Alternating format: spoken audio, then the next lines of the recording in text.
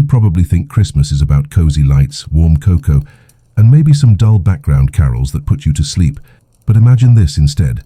You're strapped to a chair, candle wax drips on your skin, and the man holding the candle, Ebenezer Scrooge himself. Merry Christmas. Because while you've been spoon-fed the Disney version of Dickens, the truth is darker, sharper, and dripping with cruelty. And tonight, you don't get the bedtime story. You get the interrogation. Don't believe me? Good, stay right here. And while you're locked in with Scrooge, maybe smash that subscribe button, because trust me, you're going to need more than milk and cookies to survive this channel. Oh, and check the pinned comment. We're selling Christmas calendars that might be the only way you'll count the days until Scrooge lets you out. The room smells like iron and mold. Chains scrape the floor. The fire crackles, not for warmth, but for spectacle.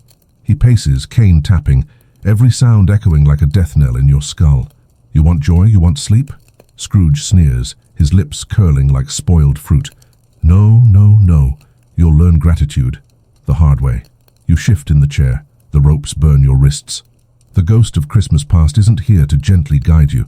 Instead, you get Scrooge pulling open a box of tools, each one polished, gleaming, whispering promises you don't want answered. A clamp. A blade. Something with spikes that you don't recognize, and maybe that's worse. The silence stretches. It feels heavier than the chains. Your chest tightens. You swear you hear something in the dark corner of the room. Breathing? Or just your heartbeat trying to escape through your ears? Why do you look so nervous, he asks, tilting his head with mock innocence. It's Christmas, a time of giving, and I'm about to give you the lesson of your life. You try to look away. Big mistake. He notices. He always notices. The air grows colder. That's when you realize you're not alone. 3 shadows move behind him. Not ghosts. No, these are something far worse. Figures in hoods, faceless, their hands carrying more instruments of holiday cheer. Scrooge claps his hands. The sound is dry, hollow, final. Gentlemen, he says, let's make our guest appreciate the season. And here's the kicker. This isn't a nightmare. Dickens wrote fragments, bits no one reads out loud, where the spirits weren't soft lessons but brutal reminders. Tiny sketches, whispers between the lines, where Scrooge wasn't just stingy, he was sadistic. Nobody talks about it. Nobody wants you to know. But it's here, buried, forgotten, waiting. You hear footsteps behind you. Slow, deliberate. The smell of rust and vinegar fills your nose. One of the hooded figures leans close, and for a second you swear you see their eyes, black, bottomless, hungry. Your pulse is sprinting. Your body is trapped. Your mind is racing. And Scrooge? He just laughs. That awful dry laugh, the kind that says he's done this before. But the worst part isn't the tools or the ropes or even the shadows closing in. The worst part is how calm he is. Like he knows something you don't. Like he's already decided what happens next. And you can't stop wondering, what exactly did Dickens cut out? What story never made it to the fireside reading? Tick-tock. The grandfather clock in the corner begins to count down, and you realize, with a stomach-drop panic, that it's not counting the hours. It's counting you. The rope bites deeper into your wrists. The fibers scrape your skin raw, leaving behind a burn that feels like fire ants crawling under your flesh. You shift again, desperate, but the chair doesn't budge. It creaks like it might collapse, but it never does. It's designed for this, for holding people like you. Scrooge circles you with the precision of a predator who has all the time in the world. His cane taps against the floor, sharp and rhythmic, like a metronome counting down something you don't want to reach. Each tap is a reminder. You're not going anywhere. Christmas, you see, he says, voice dripping with false sweetness, has been ruined by sentimentality. All that love, all that hope. Pathetic. Dickens made me a caricature, a greedy miser who suddenly melts because of 3 silly ghosts. Utter nonsense. Do you really believe a man like me changes overnight? He laughs. That laugh again. Thin, raspy, poisonous. No. Real change requires pain. Real lessons require scars. You don't grow from joy. You grow when you scream. The hooded figures move closer. One sets down a wooden case on the table beside you. The latch clicks open, and the lid creaks back to reveal more polished instruments. Hooks, screws, Things that look like medieval leftovers dragged into a Christmas carol. Your mouth dries. Your tongue sticks to your teeth. The air tastes metallic, like blood already spilled, though nothing has touched you yet. Scrooge notices your silence. He leans forward, cane pressed under your chin, forcing your head up. His eyes, sharp, sunken, glittering with a mad kind of clarity, lock onto yours. "So you want to sleep, don't you?" he whispers. "You came here expecting lullabies, a boring Christmas story to doze off to, but I don't give comfort. I give reality. And reality," he pauses, lips twitching, "hurts."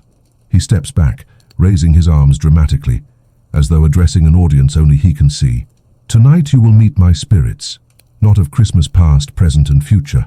Oh no, mine are far more inventive." The first hooded figure pulls something from the box. A mask. Not for them, for you. Leather, cracked, reeking of mold and sweat from whoever wore it last. It's strapped over your face before you can resist, the buckles tightening until your breath comes shallow and panicked. Holes drilled in the leather give you just enough air, just enough to keep you alive. The mask muffles your voice, it amplifies your heartbeat in your own ears, and suddenly the room feels smaller, heavier, like the air itself is pressing down on you. "Better," Scrooge purrs.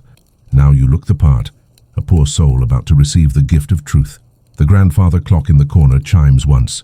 Not midnight, not any real hour, just a sound, hollow and final, reminding you that time belongs to him now. The second hooded figure approaches, carrying a lantern, but it isn't filled with light. The glass is smeared with something dark, and inside, instead of a flame, you see a swarm of insects crawling over each other. They scatter, wings buzzing, tapping against the glass like impatient fingers. You flinch, but the ropes keep you in place. Scrooge grins. "Spirit of past." He gestures to the lantern. "Memories that never die. Regrets that crawl into your skull. Tell me, do you have regrets? People you've disappointed? Choices you wish you could undo? Good. They'll feast on that." The lantern is placed beside you. The sound of buzzing growing louder, pressing into your ears until it feels like the insects are already inside your head. Your stomach twists. Your mind tries to reject it, to tell you it's just theater, just some grotesque performance. But the smell of decay leaking from the lantern is too strong, too real. The third hooded figure steps forward. This one carries a bundle wrapped in cloth. Slowly, deliberately, they unwrap it to reveal chains. Not ordinary ones. Each link is engraved with tiny words, names you can't quite make out. They glint in the firelight, whispering softly like voices carried through metal. Scrooge taps the chains with his cane. "Spirit of present. Every burden you carry, every failure you drag along is heavier than you admit. These chains aren't Marley's, no. They're yours. Your sins, your selfishness, your wasted hours scrolling in the dark when you could have been living." The hooded figure drapes the chain across your lap. Cold, heavy, too heavy. It drags your legs down, pins you further to the chair. The voices rise, a chorus of accusations you can't quite understand but feel in your bones. Your chest heaves. Panic claws up your throat. The mask makes every breath a war. But Scrooge isn't finished. The fourth hooded figure, silent until now, steps forward, holding something small. A snow globe, ordinary at first glance. Glass glittering flakes drifting down over a tiny house. But as they tilt it, you realize the figure inside the house isn't a happy family. It's you, alone, sitting in that same chair, ropes binding you, mask on your face. The figure shakes the globe, and inside your miniature self thrashes. The glass muffles its screams, just as the mask muffles yours. Scrooge clasps his hands together like a delighted child. Ah, spirit of future, always my favorite. The reminder that nothing changes, that your fate is sealed long before you ever beg for mercy. The snow falls harder in the globe. Your miniature self stills, silent. Scrooge places it on the table in front of you. The flakes drift down, settling like ash, and then he leans close again, voice low, intimate, venomous. "You thought you'd get a boring Christmas story to put you to sleep, but you're wide awake now, aren't you? Wide awake in the nightmare Dickens was too afraid to write." The fire pops, spitting sparks into the air. Shadows dance on the walls. The hooded figures stand motionless, waiting for his command. And you You can't stop staring at the snow globe, because deep down, some part of you knows what happens in there will happen to you. The snow globe keeps breathing, or maybe that's just your panic pretending it can fog glass. Either way, you keep staring, because looking away feels like permission for the bigger version of you to stop breathing too. Scrooge tracks your gaze like a crow watching a ring slip down a drain. He taps the globe with his cane. Once, so gently, the flurry inside erupts like a blizzard startled awake. Your miniature self chokes on white silence. Real you swallows against the leather mask, tastes old sweat and tannin and a memory you don't claim. The hooded figures don't move, and that's worse than movement. Stillness is confidence, the kind that knows how the ending goes. The chain on your lap mutters names again. Some you recognize, some you pretend you don't. You decide idiotically to test the knots. You twist your wrists. The rope answers with grit, fibers grinding against skin, a quiet promise to chew through you slower than time. Scrooge lifts the lantern full of crawling regrets and holds it beside your face. The insects clatter against the glass, tiny skulls tapping a code you can't decipher.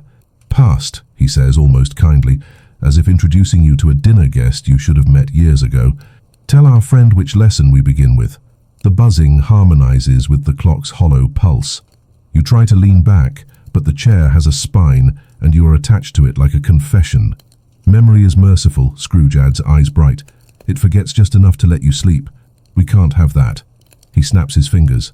One hooded figure opens a shutter. Cold air slips in, smelling like Thames water and coal. The room inhales you. Christmas slips out. Something older sits down. You expect pain. You get sound. A door you don't see swings on a hinge you do. Your jaw. A groan you thought belonged to the house steps out of your throat. The lantern's shadow stretches across your chest like a map of stains. Shapes pour from the dark. Table legs, a staircase, a window cracked by frost. And then a smaller shape. A boy. Not you. Not yet. He sits beside a dim candle, copying rows of numbers in blistered ink. His breath fogs the pain. He listens as coins argue in another room. "Fezziwig?" you want to say, because that's the story you were sold. Bright dances. Harmless indulgence. The boy doesn't look up. He keeps writing until his knuckles shine like peeled turnips. A hand whips into the frame and snatches the paper away. "Wrong sum," says a voice with winter baked inside it. The boy nods, apologizes to the floorboards. He starts again. The candle drowns in its own wax. "This is not me," Scrooge says before you can mistake it. "This is the first pupil who taught me the shape of a ledger. Equal parts debt and fear." He didn't last. He turns the lantern, and the insects swarm one corner, arranging themselves into letters like a deranged alphabet soup. You glimpse a name. It dissolves before you can own it. "Mercy would be letting you dream," Scrooge whispers. "Instruction is letting you remember." He raises his cane. The hooded figure with the chains steps forward, and every engraved link begins to steam, cold smoke curling like calligraphy. "Tell me something you regret," Scrooge says, conversational, as if you're sharing mulled wine by a cheerful hearth. You can't speak through the mask, so your eyes answer for you. He reads them like headlines. "Ah," he says, "that one." The snow globe changes climates. Inside, the tiny house melts at the edges and becomes a narrow bed in a narrow room where a phone screen is the only moon. Your miniature thumb scrolls. Presents sit in unopened boxes. A message thread waits with a last text from someone who ran out of patience before you ran out of reasons. You remember the day you didn't go. You remember the funeral you watched through pixels. "Everyone pretends ghosts are generous," Scrooge says. "They are punctual." He tips the globe. The tiny phone slides from tiny fingers, hits the floor like a dropped heartbeat. The flakes don't fall. They rise like ash deciding it's snow. Your chest becomes a locked drawer. The chain across your lap tightens as if each engraved word is taking a turn. "Present then," Scrooge continues, bored of your struggle. The second figure, chain bearer, burden curator, unwraps another object. A ledger with human paper, margins full of apologies, totals that never balance. "Add," Scrooge says, and the columns write themselves. Lost hours, avoided calls, promises delivered lukewarm and late. The totals multiply. The ink smells like iron and Sunday anxiety. "You want a lullaby?" he asks. "Here's a soft one." You will pay, you will pay, you will pay. He closes the book. The sound is a coffin's eyelid. He gestures. The third figure lifts the snow globe again, and you brace for yourself. But the scene inside widens to a street you know too well, lit by strings of lamps beautiful like a trap. Carolers pass, sugar on their breath, joy practiced and spotless. No one sees you. No one will. You try to think strategically. You fail. Panic is a tactician who writes plans in smoke. You strain against the wrist ropes until your fingers numb, and you feel a damp line under the leather, blood finding a door. The mask smells sweeter now, sickly sweet, like fruit left beside a radiator. Tell me, Scrooge says, almost tender, at what point did you start believing comfort was a right? He steps behind you. You lose him in sound and temperature. Something touches your shoulder with bureaucratic delicacy. The fourth figure, the one with the globe, leans close enough that you hear the hush beneath their hood. It doesn't sound human. It sounds like hot breath on ice. The insects in the lantern quiet as if a teacher entered. The clock stops pretending to be a clock and becomes a mouth opening wider than time. Future, Scrooge says, and the word doesn't echo. It lands. Cold climbs your ankles like committed ivy. The snow globe clears. No more tiny house. No phone. Just a shore made of ledger paper where waves break in numbers and return in interest. A single chair sits at the tide line. It looks familiar, which is to say it looks like this one. Your miniature self is there again, older by 5 disappointments. The ropes are different. They are invisible. They are habits. Perhaps you're waiting for a miracle, Scrooge murmurs, a visitor in the night to stop the math. He taps the glass. The sky inside refuses to change color. Permanence is unfashionable until it's yours. He sets the globe down, angled so you must watch even when you blink. The hooded figures step back to their stations, ritual complete. Scrooge stands before you, inches close, so near you can count the cracks in his bottom lip. Lesson 1, he says. Sleep is earned. Yours is in arrears. Then the room sighs, and the sigh has a weight, and the weight has a temperature. Wet cellar, cold brass, dust put back on the shelf. Somewhere a latch lowers. You feel the air pressure change, the way it does when an elevator decides you're not important. We'll begin, Scrooge says, cheerful as a shopkeeper at opening bell. He raises the cane. It isn't a cane, it's a conductor's baton. He aims it at your breath. Everything waits to see if you follow. The cane hovers like punctuation at the end of a sentence you don't want to finish. Scrooge's eyes glitter in the firelight, their color somewhere between copper coin and rot. He taps the air in front of you once, just once, and the hooded figures respond like trained dogs.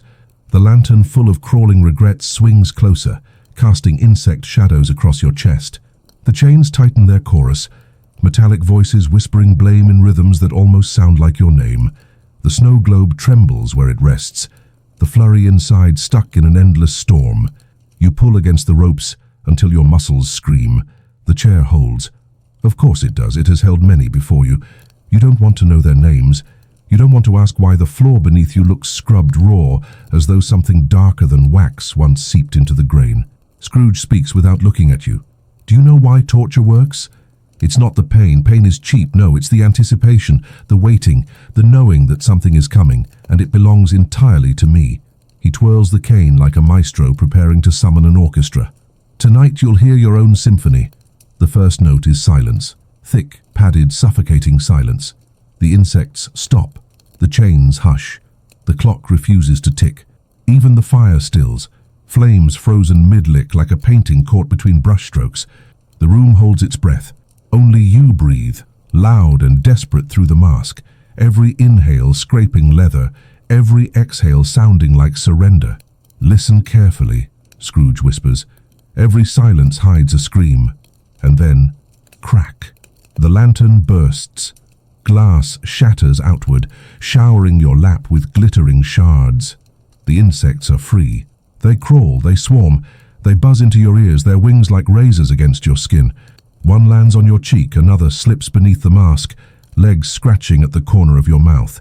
You gag, shake, thrash as much as the ropes allow. They don't bite.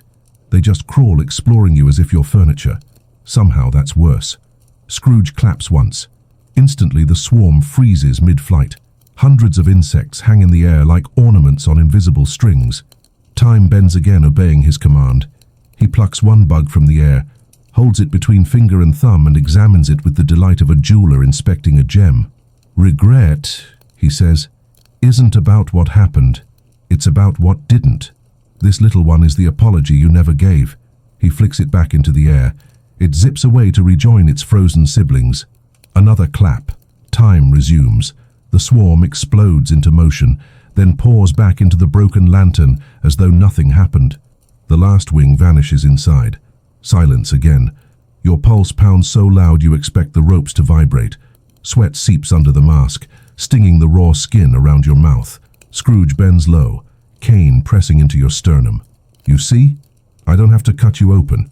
You'll do it yourself. He steps back. The hooded figure with the chains drapes more weight across your shoulders. Each link hisses as it settles, names glowing faintly like embers. You can't read them, but you know them. People you failed, people you used, people you never even noticed.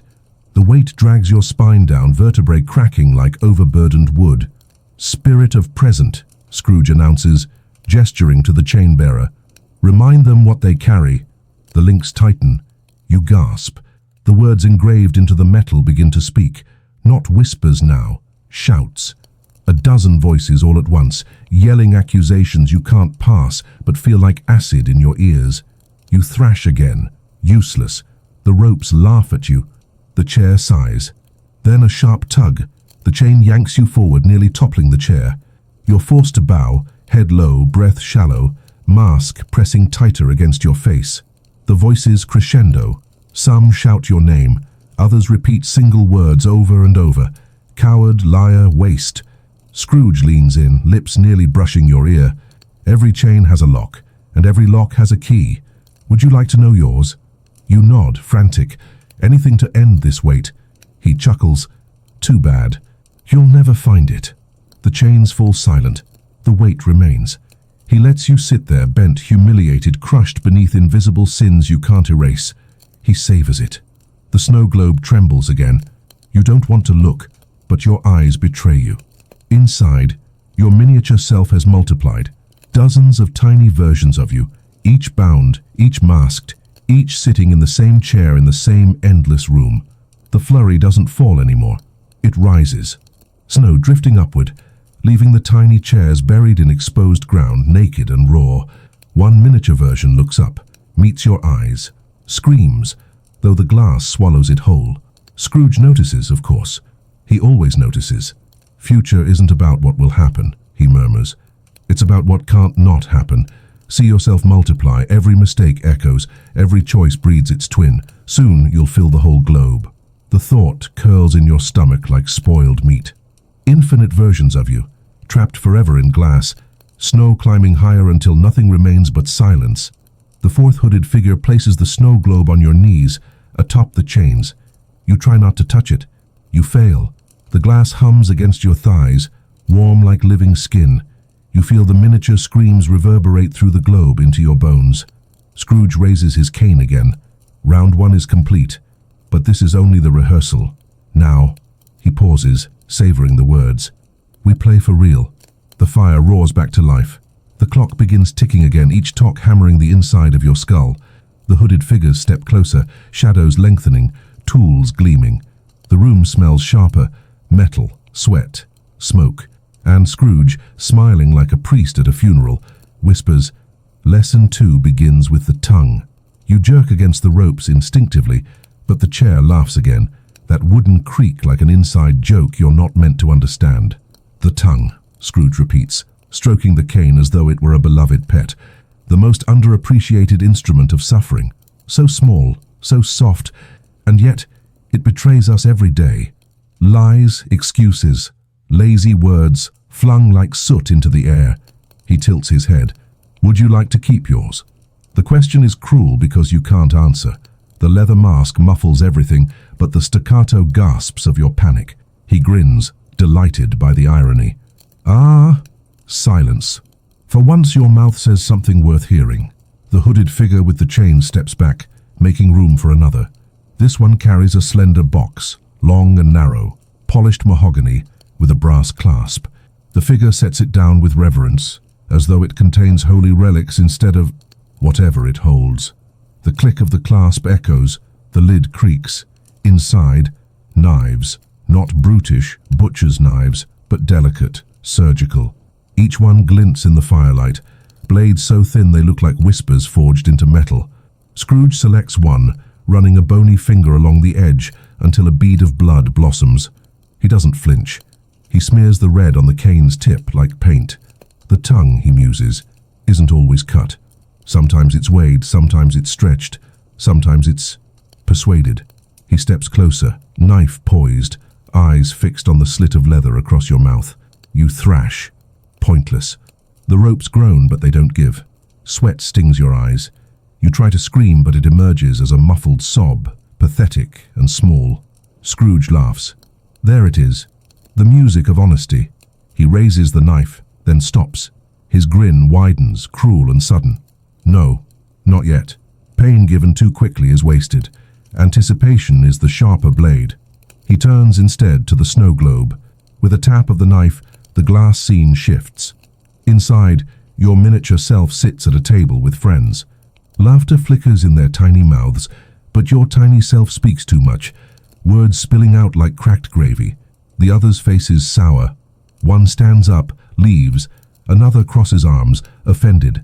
The miniature you keeps talking, louder, desperate, until the table is empty. Alone again, words echoing against invisible walls. See? Scrooge whispers, pressing the globe against your chest so you feel its vibration. Your tongue already tortures you. I don't need to touch it.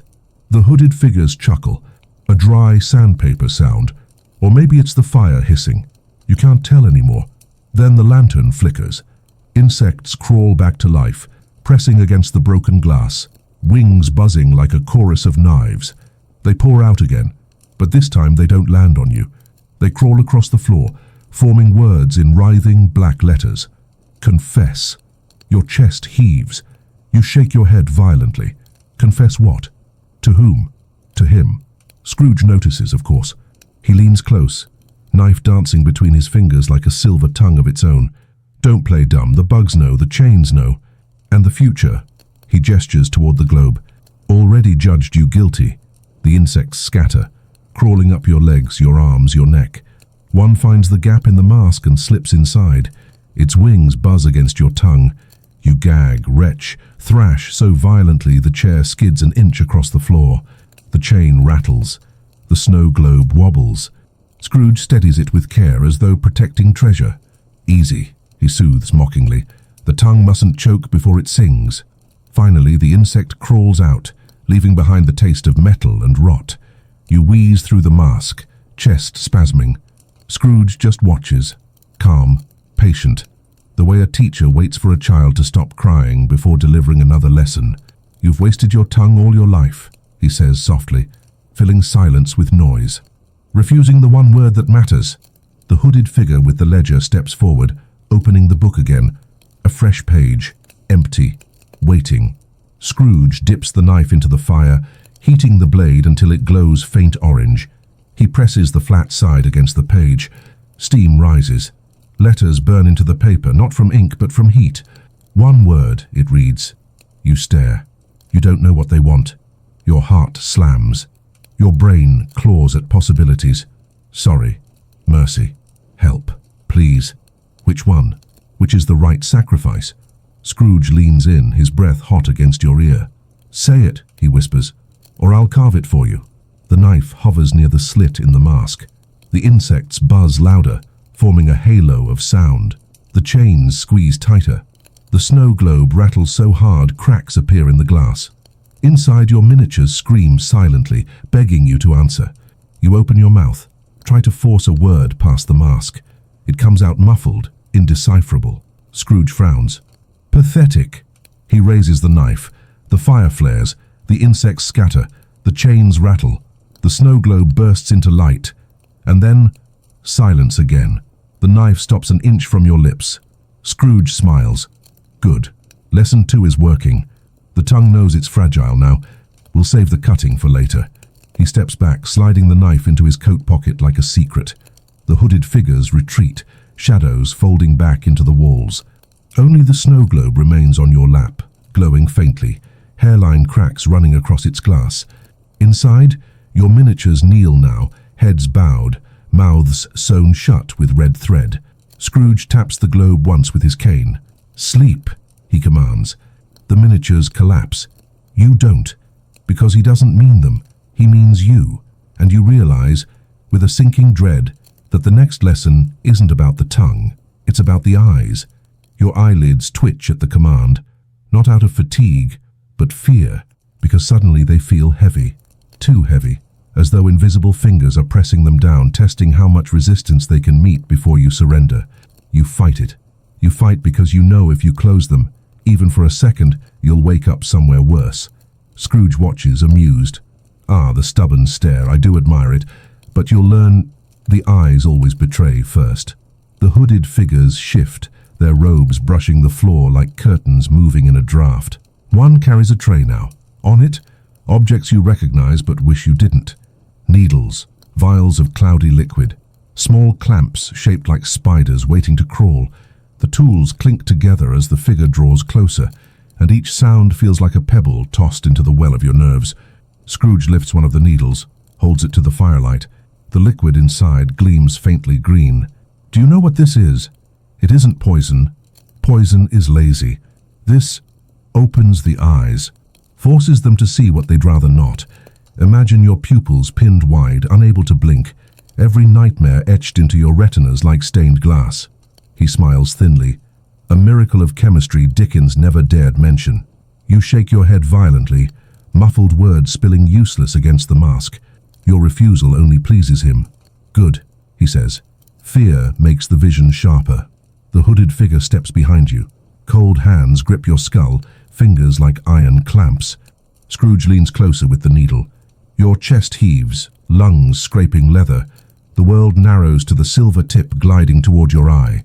And then he stops, inches away. He laughs. Not yet. You see, anticipation. He presses the needle against your cheek instead, drawing a thin line of pressure. Is more blinding than sight itself. He withdraws, sliding the needle back into the tray. Relief floods you. Brief, hollow, doomed. Because the snow globe on your lap hums again. Cracks spread wider across its surface, glass groaning like bone. You can't help it, you look. Inside, your miniatures no longer sit. They stand, eyes wide, lids sewn open with the same red thread that sealed their mouths in the last vision. Their tiny pupils roll wildly, darting from corner to corner, trying to escape sights you can't see. Tears stream down their miniature cheeks, mixing with snow that now looks suspiciously like ash. The cracks in the globe whisper. Not sound. Images. You see flashes not your own. A face you loved, disappointed. A door you never opened. A coffin lowered while you scrolled on your phone. Your stomach knots. Your pulse stutters.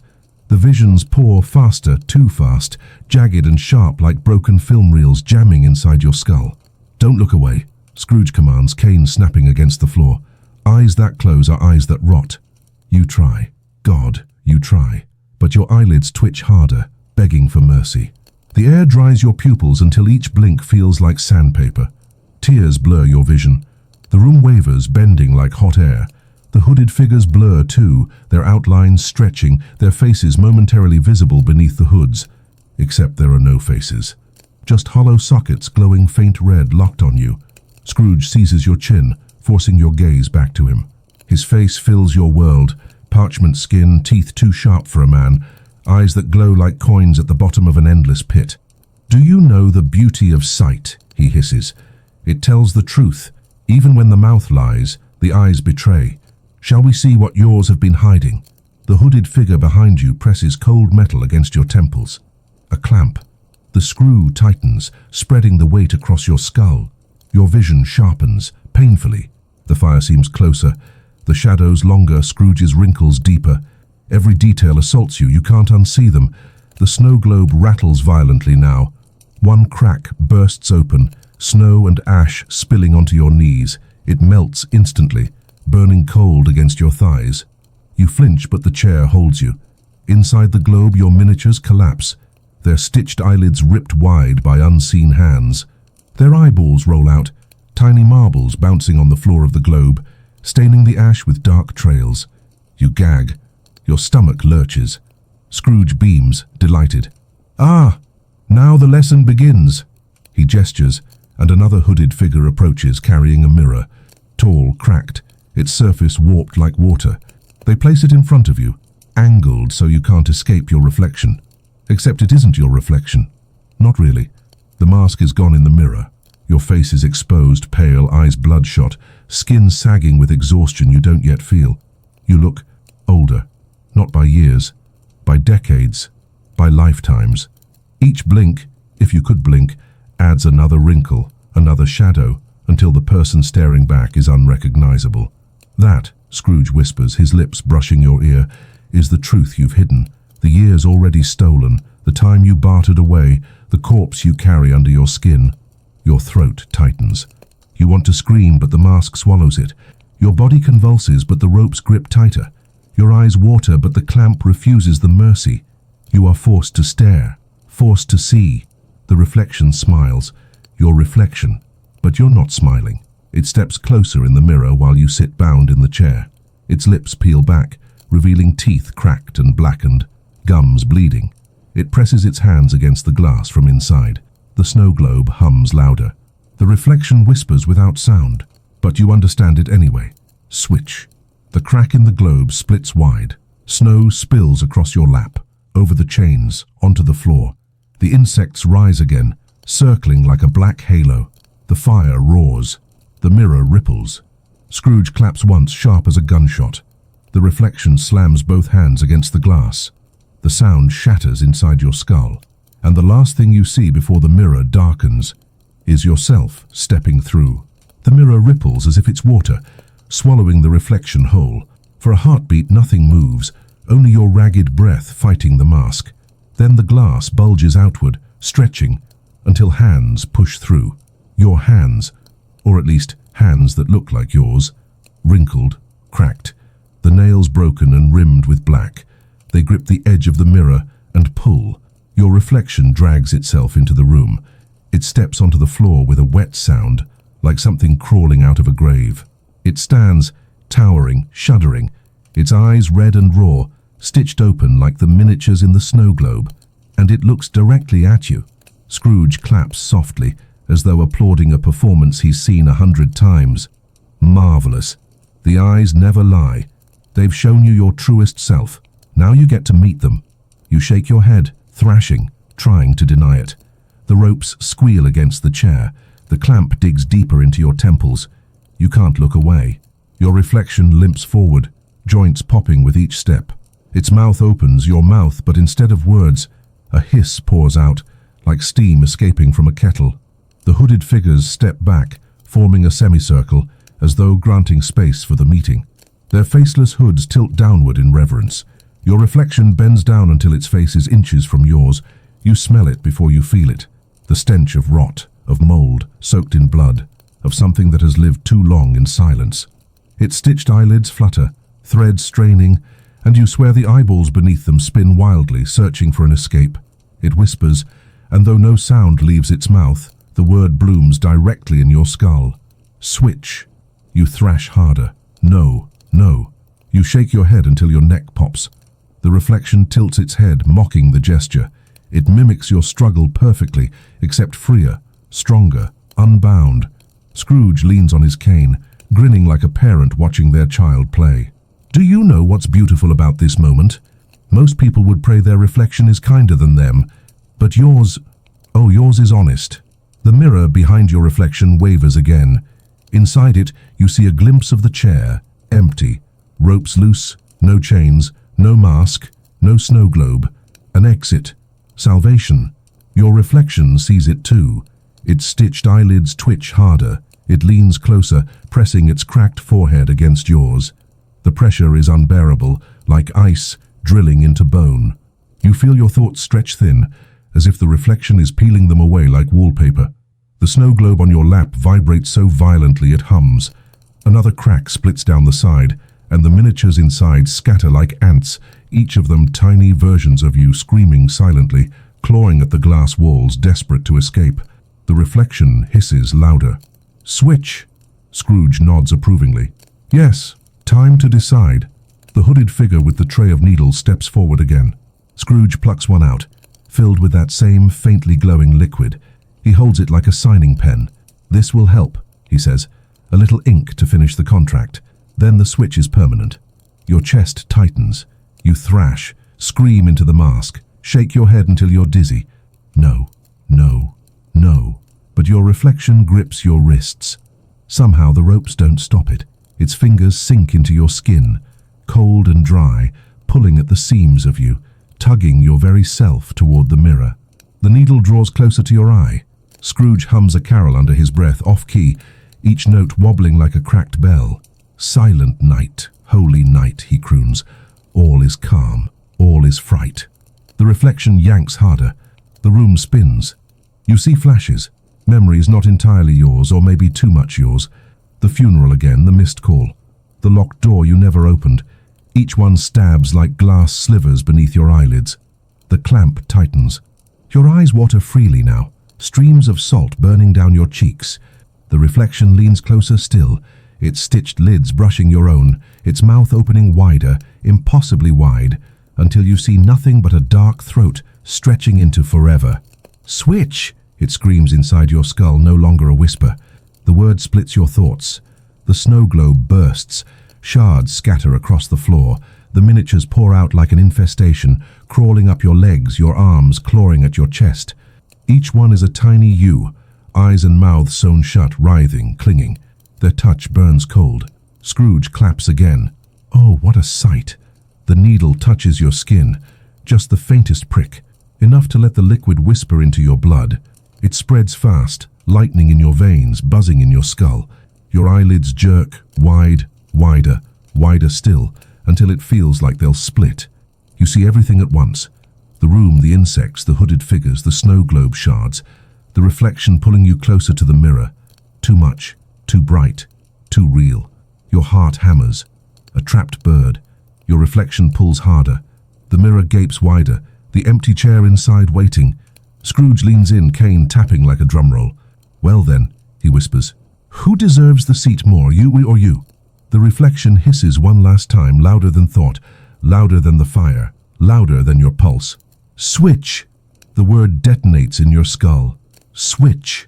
It ricochets from bone to bone, vibrating through your teeth, burrowing into your spine.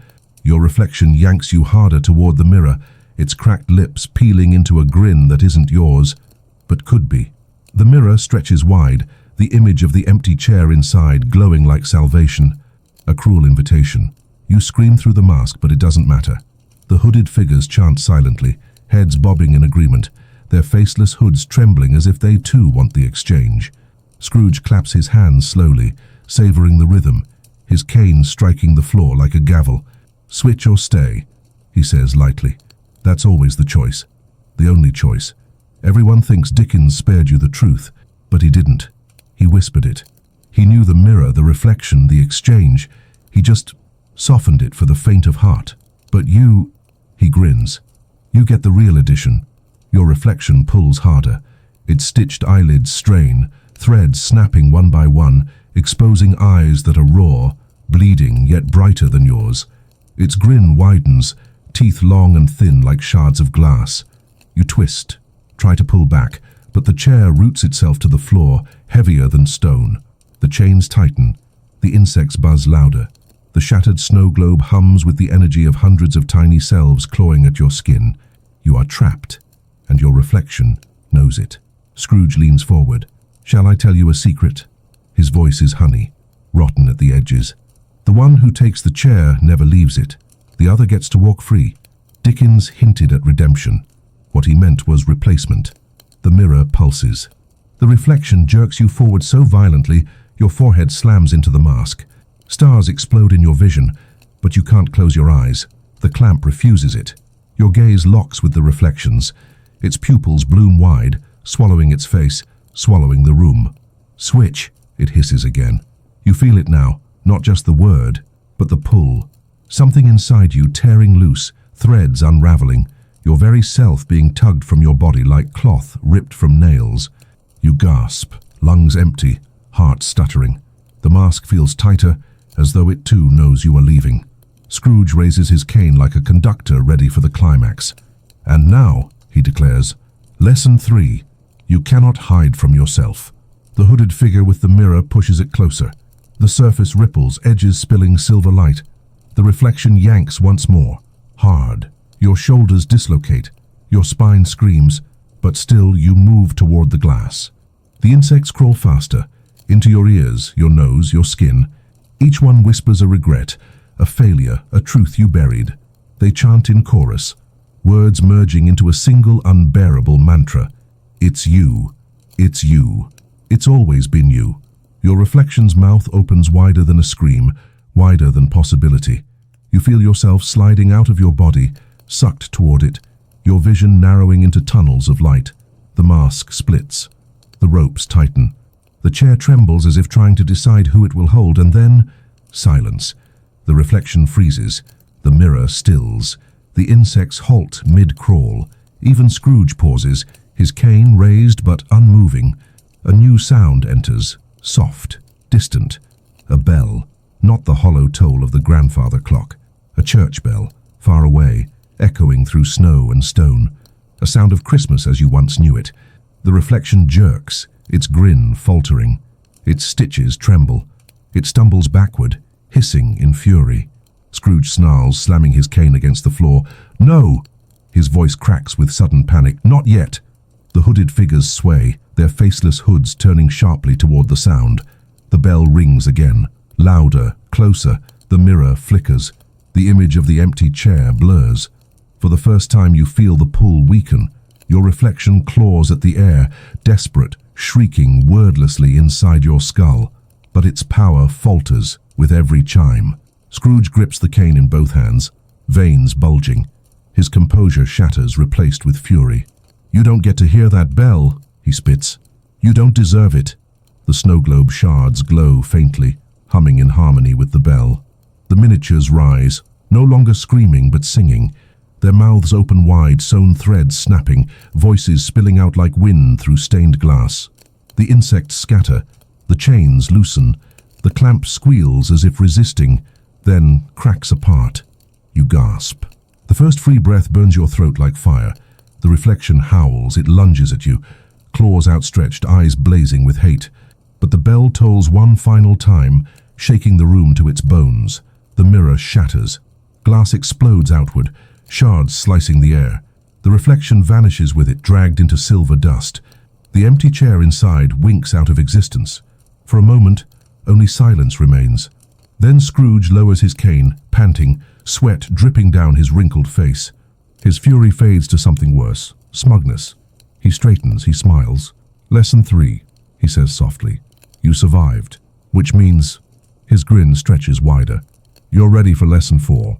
The hooded figures close in again, tools gleaming, ropes tightening anew. And Scrooge whispers almost lovingly, "This one is about the heart." The words cling to your chest like frostbite. This one is about the heart. You want to laugh, but the mask swallows even that. After the eyes, after the mirror, after seeing yourself torn from yourself, how could there possibly be anything left to teach?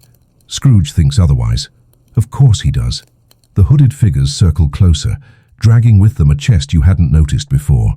It looks older than the room itself, carved from wood dark as dried blood, the edges worn smooth by countless hands. Chains wrap around it, secured with a lock that pulses faintly like it has a heartbeat of its own. They set the chest in front of you. The floor thuds beneath its weight. You feel the vibration in your bones. Scrooge leans on his cane, breathing slower now, controlled, that fury from the mirror replaced by something worse. Patience. "The heart," he says, tapping the side of the chest. Thunk, thunk. It's not the muscle you imagine, not just a pump for blood. No, no. It's a ledger, a record of debts unpaid and love wasted. Dickens skipped this lesson. Too bleak, too final. But me? He smirks. I keep immaculate records. One of the hooded figures produces a key. Its metal glows faintly red, as if plucked straight from a forge. They slide it into the lock. The chains rattle, reluctant, before snapping loose. The lid creaks open. Inside is not gold, not treasure. It's a heart. beating, enormous, suspended by iron hooks.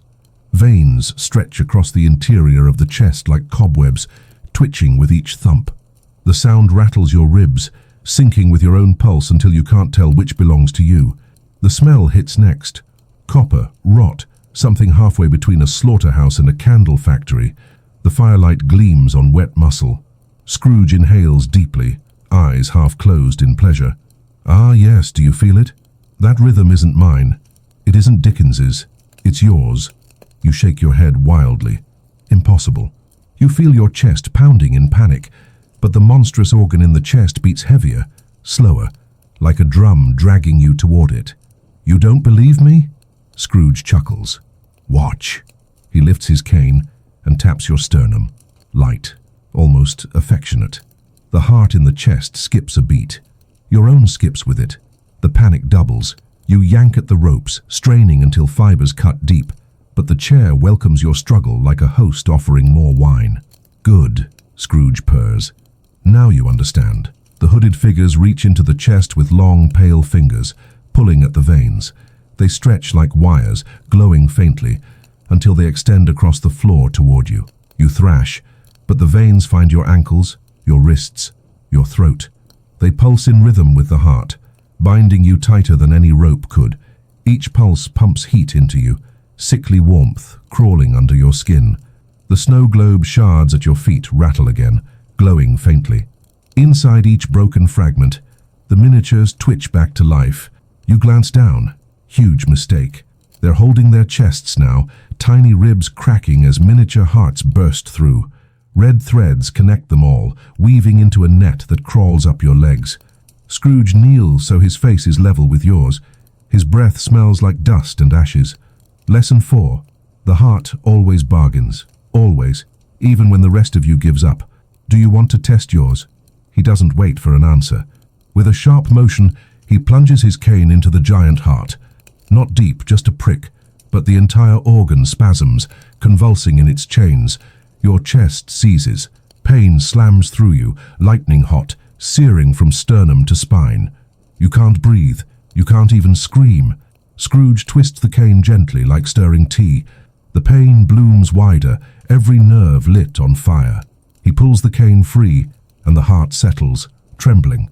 Your breath rushes back in, ragged and broken. There, Scrooge says sweetly. Do you see how obedient it is? A little prick and it begs. A twist and it breaks.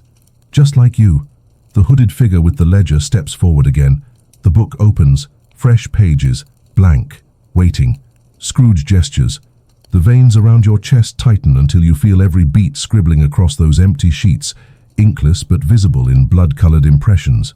Every pulse writes your debt, Scrooge whispers. Every thump another line in the book. You can't stop it. Even silence would be an entry. You force your body still, trying idiotically to calm your pulse. But fear is the cruelest conductor.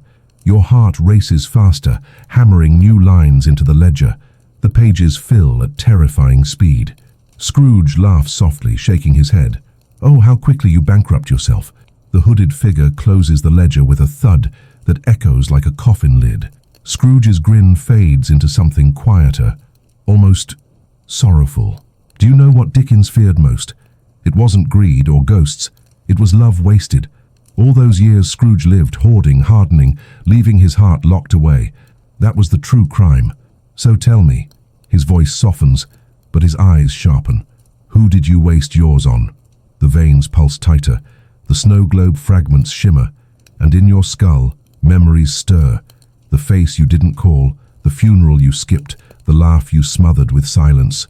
Scrooge leans closer, whispering, "Say the name." Your heart pounds.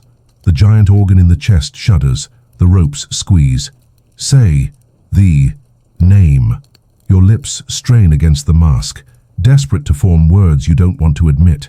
And the heart inside the chest waits, beating slower, slower, daring you to confess before it stops altogether. The name claws at the inside of your mouth, begging to be freed.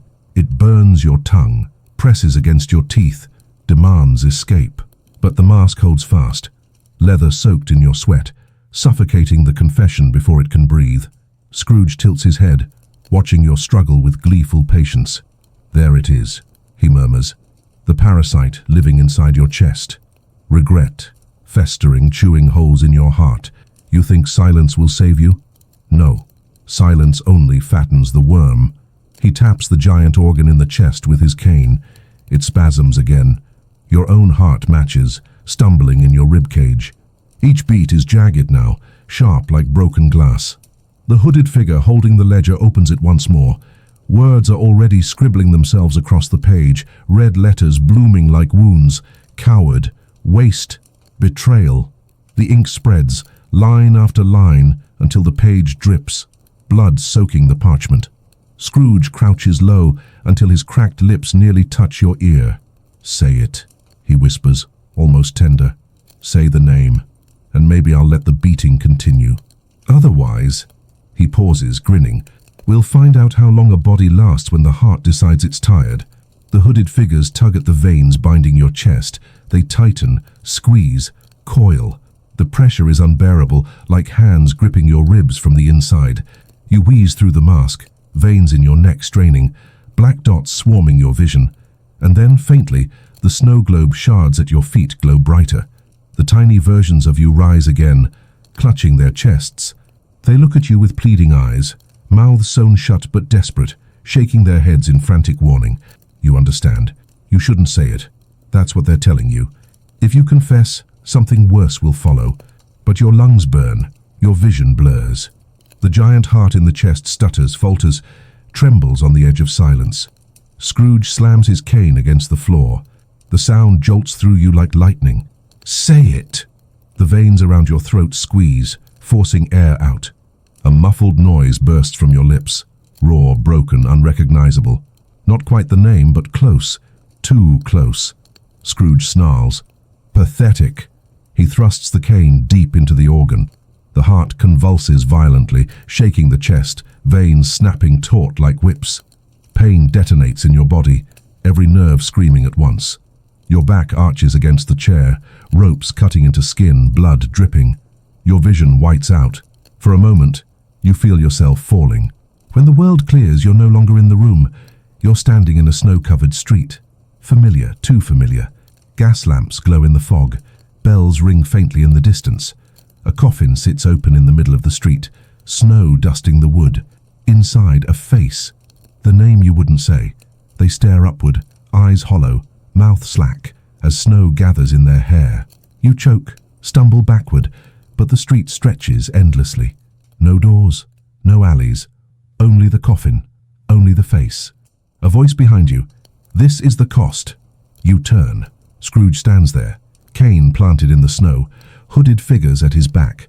But here, in this memory illusion, he looks younger, leaner, his skin less cracked, his smile sharper.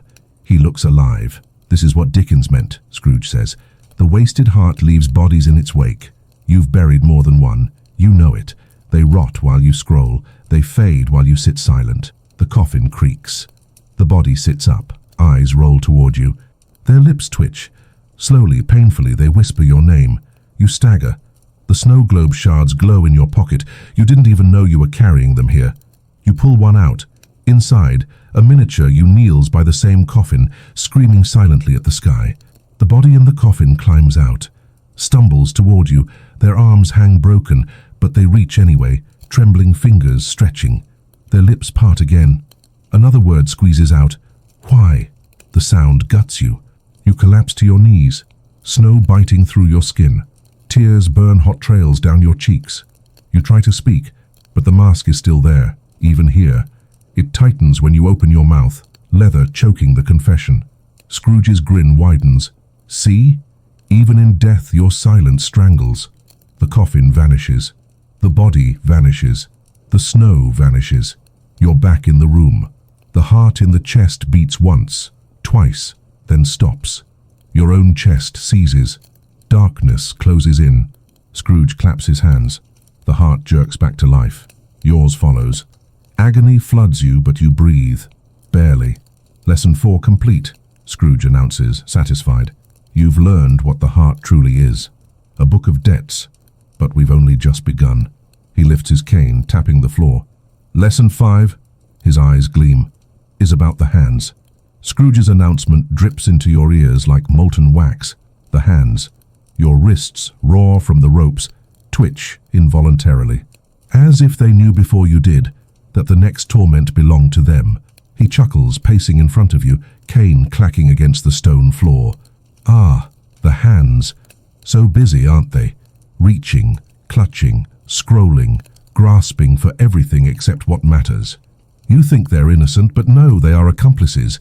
They hold every sin, every indulgence, every absence of action. The hooded figures obey without words. One approaches carrying a tray. Not needles this time, not chains. Something simpler, crueler. Tools you recognize from a carpenter's bench. Hammers, nails, a branding iron shaped like a snowflake, and worse, tiny glass spheres filled with swirling frost. Scrooge lifts one of the spheres, holds it to your face. Inside, a miniature hand floats, perfectly preserved, fingers spread, skin pale blue with ice. This, he says, is a hand that never gave, never held another when it mattered, never built, never blessed. A hand like yours. He shakes it. Frost blooms against the glass. So fragile, so wasted. You yank against the ropes, wrists screaming, veins burning. The leather mask soaks your breath, hot and frantic. You want to scream that it isn't true, that your hands have done something, anything. But your silence betrays you. Scrooge places the sphere back on the tray. He selects the hammer instead. He tests its weight, swinging it lightly, the air whistling around its head. "Do you know what I admire about carpenters?" he asks. "They know wood. They know how it breaks, where it bends, when it splinters. Flesh is no different." He steps behind you. The hammer's head taps your knuckles. Soft, testing. You flinch with every touch. He hums again, that same off-key carol, twisting the notes into something jagged. The first strike doesn't land. He wants you waiting. He always wants you waiting. Instead, one of the hooded figures lifts your right hand from the armrest, holding it up for inspection. Another figure brings the branding iron from the fire, its snowflake tip glowing orange.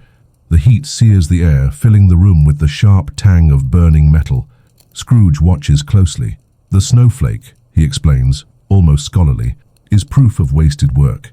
Infinite detail, infinite effort, and gone in seconds, much like your attempts at connection. All that effort wasted. So let's mark you with your legacy. The branding iron descends. You twist violently, the chair creaking in protest. But the ropes hold, the figures grip, the glowing metal presses into the back of your hand. Agony explodes. You buck against the chair, scream into the mask, the smell of your own flesh burning, filling your nose, sharp and sickly sweet.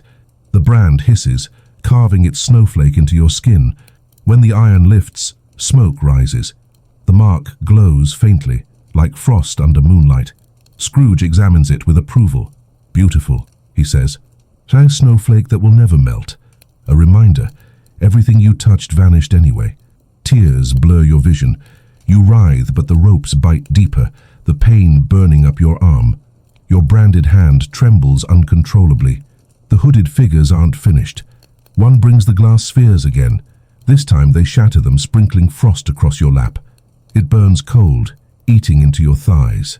The shards wriggle, burrow, and suddenly your palms feel heavy, as though unseen weights are crushing them. The snow globe shards at your feet glow in response.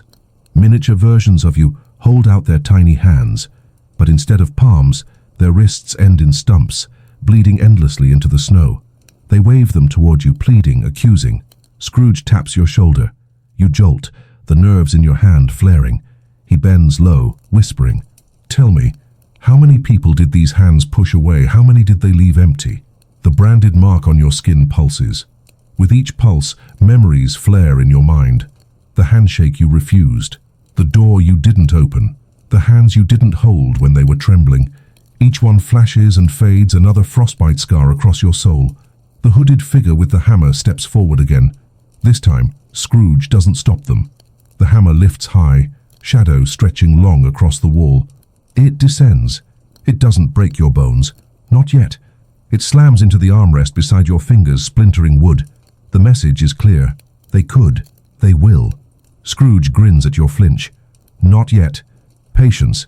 Punishment without timing is just noise. He gestures toward the snow globe shards again. The miniatures kneel, pressing their stump wrists into the ground, blood painting the snow. They shape the word guilty in red letters across the ice. You shake your head violently, tears soaking the mask. You want to deny it, but your branded hand betrays you, glowing faintly in the dark, a permanent mark of wasted touch. Scrooge straightens, tapping his cane twice. The hooded figures withdraw the hammer, the branding iron, the frost, but not before one of them bends close to whisper a final promise into your ear. Their voice is hollow, echoing, like wind through a crypt. The hands are only the beginning. Scrooge nods in agreement, eyes blazing. Lesson 5 complete. The ledger grows heavier, and next, he smiles, slow and sharp. We move to the voice. Your throat tightens the instant he says it. The voice, as if your body already knows what's coming, already fears the sound it hasn't even made yet. The mask presses harder against your lips, leather tasting of sweat, blood, and silence. Scrooge tilts his head, watching your panic with clinical fascination. Ah, yes, the voice. The most dangerous weapon in the human arsenal. It builds, destroys, commands, deceives, and when he smirks, is pitiful. Always too soft when it mattered, always too loud when it didn't. The hooded figures approach in their slow circle, robes brushing the stone floor. One carries a wooden box, carved with runes that twist in the firelight. They set it on the table beside you. The box hums faintly, as if something alive waits inside. Scrooge runs a finger along the lid. Do you know what happens when you waste a voice? It doesn't vanish, no, every word unsaid, every scream swallowed, every confession choked. Those sounds collect, they fester, they rot, until all that silence grows teeth. He flicks the clasp open. The lid creaks. Inside, not tools, not instruments, but mouths. Severed mouths. Dozens of them, disembodied, lips cracked, teeth yellowed. Some whisper, some mumble, some scream endlessly without breath. The sound is unbearable, a choir of wasted words echoing against the stone walls. You thrash violently, gagging behind the mask. Your ears burn. The mouths babble louder, recognizing you, calling to you. Their words blur into one deafening message. Why didn't you speak? Scrooge's smile widens. Ah, they know you, of course they do. These are your voices. Every word you never said, clawing to be heard. They've waited so long. The hooded figure reaches into the box, scoops up one of the mouths and presses it against your mask. The lips are wet, slimy, writhing. It kisses the leather, teeth scraping, whispering directly into your face. You gag, turn away, but the mask won't let go. Scrooge laughs softly. Beautiful, isn't it? You can't even use your own voice, so it borrows from the ones you left behind. The snow globe shards at your feet glow again. This time, the miniatures stand in rows, mouths sewn shut with black thread. They tug at the stitches, blood running down their tiny chins. When they finally rip them open, no sound comes, not even silence, just void. Scrooge gestures. Another hooded figure steps forward with a needle, long, curved, gleaming. They thread it with thick black cord. Lesson 6, Scrooge intones, is simple. If you will not use your voice, we will fix that problem permanently. Your chest heaves. You shake your head violently, desperate, but the figure leans closer, needle poised at your throat, pressing lightly against the mask's edge. Scrooge leans in, eyes glittering. Unless you choose to speak now. Your heart pounds. This is it. The moment he's been twisting you toward. Your throat aches with unscreamed words, memories clawing their way up, apologies, confessions, screams. Your lips part beneath the mask. A sound escapes, small, weak, pathetic. Scrooge frowns. Not enough. The mouths in the box scream louder, wailing like lost children. The snow globe shards vibrate, the miniatures clawing at their faces, trying to rip their mouths open. The needle pricks your throat. A drop of blood slides beneath the mask. You try again, louder this time. The sound cracks. It isn't a word. It's a sob, raw and broken. Scrooge tilts his head, listening. Better, but still not truth. He raps the cane against the chest, holding the giant heart. It lurches, veins straining, pumping harder, forcing words into your throat like bile. You gag again, choking on syllables that refuse to form. The mouths press harder against your mask, all of them whispering the same word now. Speak, speak, speak. The hooded figure digs the needle deeper into your skin. Pain sparks. Blood trickles warm. And then, finally, you scream. A muffled, guttural roar that tears through the mask, through the silence, through the air itself. The mouths fall silent. The needle withdraws. Even the snow globe shards stop glowing. Scrooge freezes. Then he smiles. There it is. The sound of a soul breaking. He steps back, tapping his cane twice against the floor. The hooded figures retreat, box closing, mouths silenced. The room still vibrates with the echo of your scream. Scrooge bows slightly, mocking. Lesson 6 complete. You've proven your voice still exists, which means... His grin sharpens. We can take it from you. The words slice colder than the iron clamps. We can take it from you. Your throat still throbs from the scream, raw and torn. The mask clings tighter, tasting of copper now. You want to keep silent, but silence is exactly what he'll carve out of you. Scrooge paces, cane tapping a rhythm that feels like a countdown. You see, he says lightly, the voice is a thief. It spends years stealing air, promising meaning, delivering nothing. Yours has sung excuses, lulled others into sleep, pleaded for mercy you never gave in return. He smirks. So why keep it? The hooded figures approach again, carrying something between them. At first it looks like an instrument. Wooden, hollow, strung with cords. But no, it's not a harp. It's a rack, a medieval echo, curved into a frame that gleams with cruel purpose. Chains hang from its ends, polished smooth from too much use. They set it before you. The wood creaks, eager. Scrooge gestures. The rack doesn't stretch bones here. It stretches voices, pulls syllables from the throat until they can't be returned. A voice that screams on the rack becomes trapped. Eternal sound with no owner. Quite the Christmas carol, don't you think? You shake your head frantically, chest heaving. The ropes dig deeper into your wrists and ankles, your branded hand pulsing, your throat stinging where the needle pricked. Scrooge ignores you. He taps the frame. The hooded figures lift you from the chair, ropes and all. For the first time you leave it, but it isn't freedom. They slam you down onto the rack, chains fastening your arms above your head, your legs below. The wood groans under your weight, as though excited to meet you. Your breath comes fast, shallow. Panic claws at your chest. Scrooge leans over you, cane resting against your collarbone. Lesson 7, he murmurs, is simple. You will give me your voice, willingly or otherwise. The hooded figure turns a crank. The chains tighten. Your arms pull taut, shoulders screaming. The ropes bite deeper. But the worst part isn't the pain. It's the sound. A faint hum begins in your throat. Involuntary, like air leaking from a punctured pipe. The rack is tugging words from you even without your consent. Scrooge beams. Ah, there it is. A beginning note. The crank turns again. The hum rises, trembling into a broken moan. Tears sting your eyes. You try to clamp your mouth shut, but the mask forces it open just enough. The sound grows louder, spilling out. The mouths in the box answer. They scream in harmony, echoing your moan, twisting it into a grotesque choir.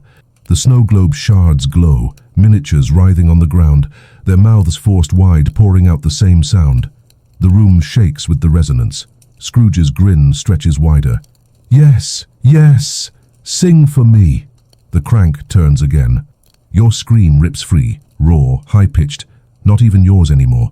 The rack drags the sound from your throat like a butcher pulling sinew from meat. Your body convulses. Your lungs strain. Scrooge raises his cane like a conductor. He directs your scream higher, louder, while the mouths and the miniatures join in chorus. The chamber vibrates, walls groaning, ceiling cracking. Your vision swims. You can't breathe between screams. Your voice frays, cracking, tearing itself apart. Blood dribbles from the corners of your mouth beneath the mask. And then silence. Not because the rack stopped, because your voice did.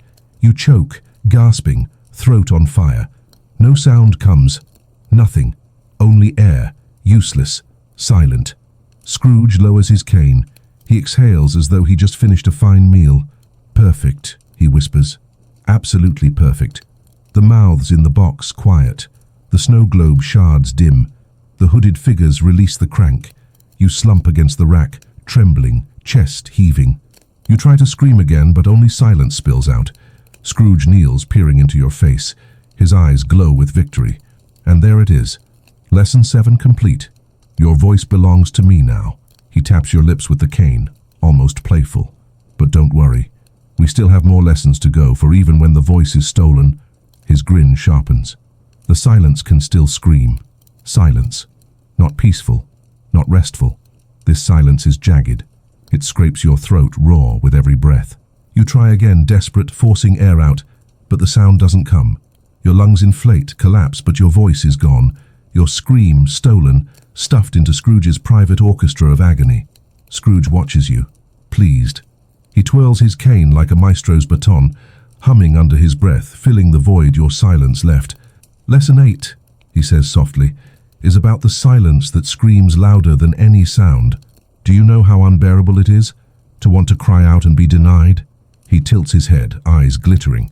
Of course you do. You've lived that way your whole life, holding back, swallowing truth, pretending your silence was strength when it was nothing but rot. The hooded figures lift you from the rack, dragging you back to the chair. You fight weakly, but your limbs hang like broken tools. The ropes bite again, eager to welcome you back. The chair groans, satisfied. Scrooge taps the snowflake brand burned into your hand. It flares with pain. You see, the hands carry scars, the heart carries debts, the eyes carry horrors. And now, the throat carries emptiness. He leans close, lips cracked and curling. Soon, you'll beg to scream again, even if it means screaming forever. The box of mouths stirs. Lids creak open. The severed lips gnash and chatter. But now they're mocking you.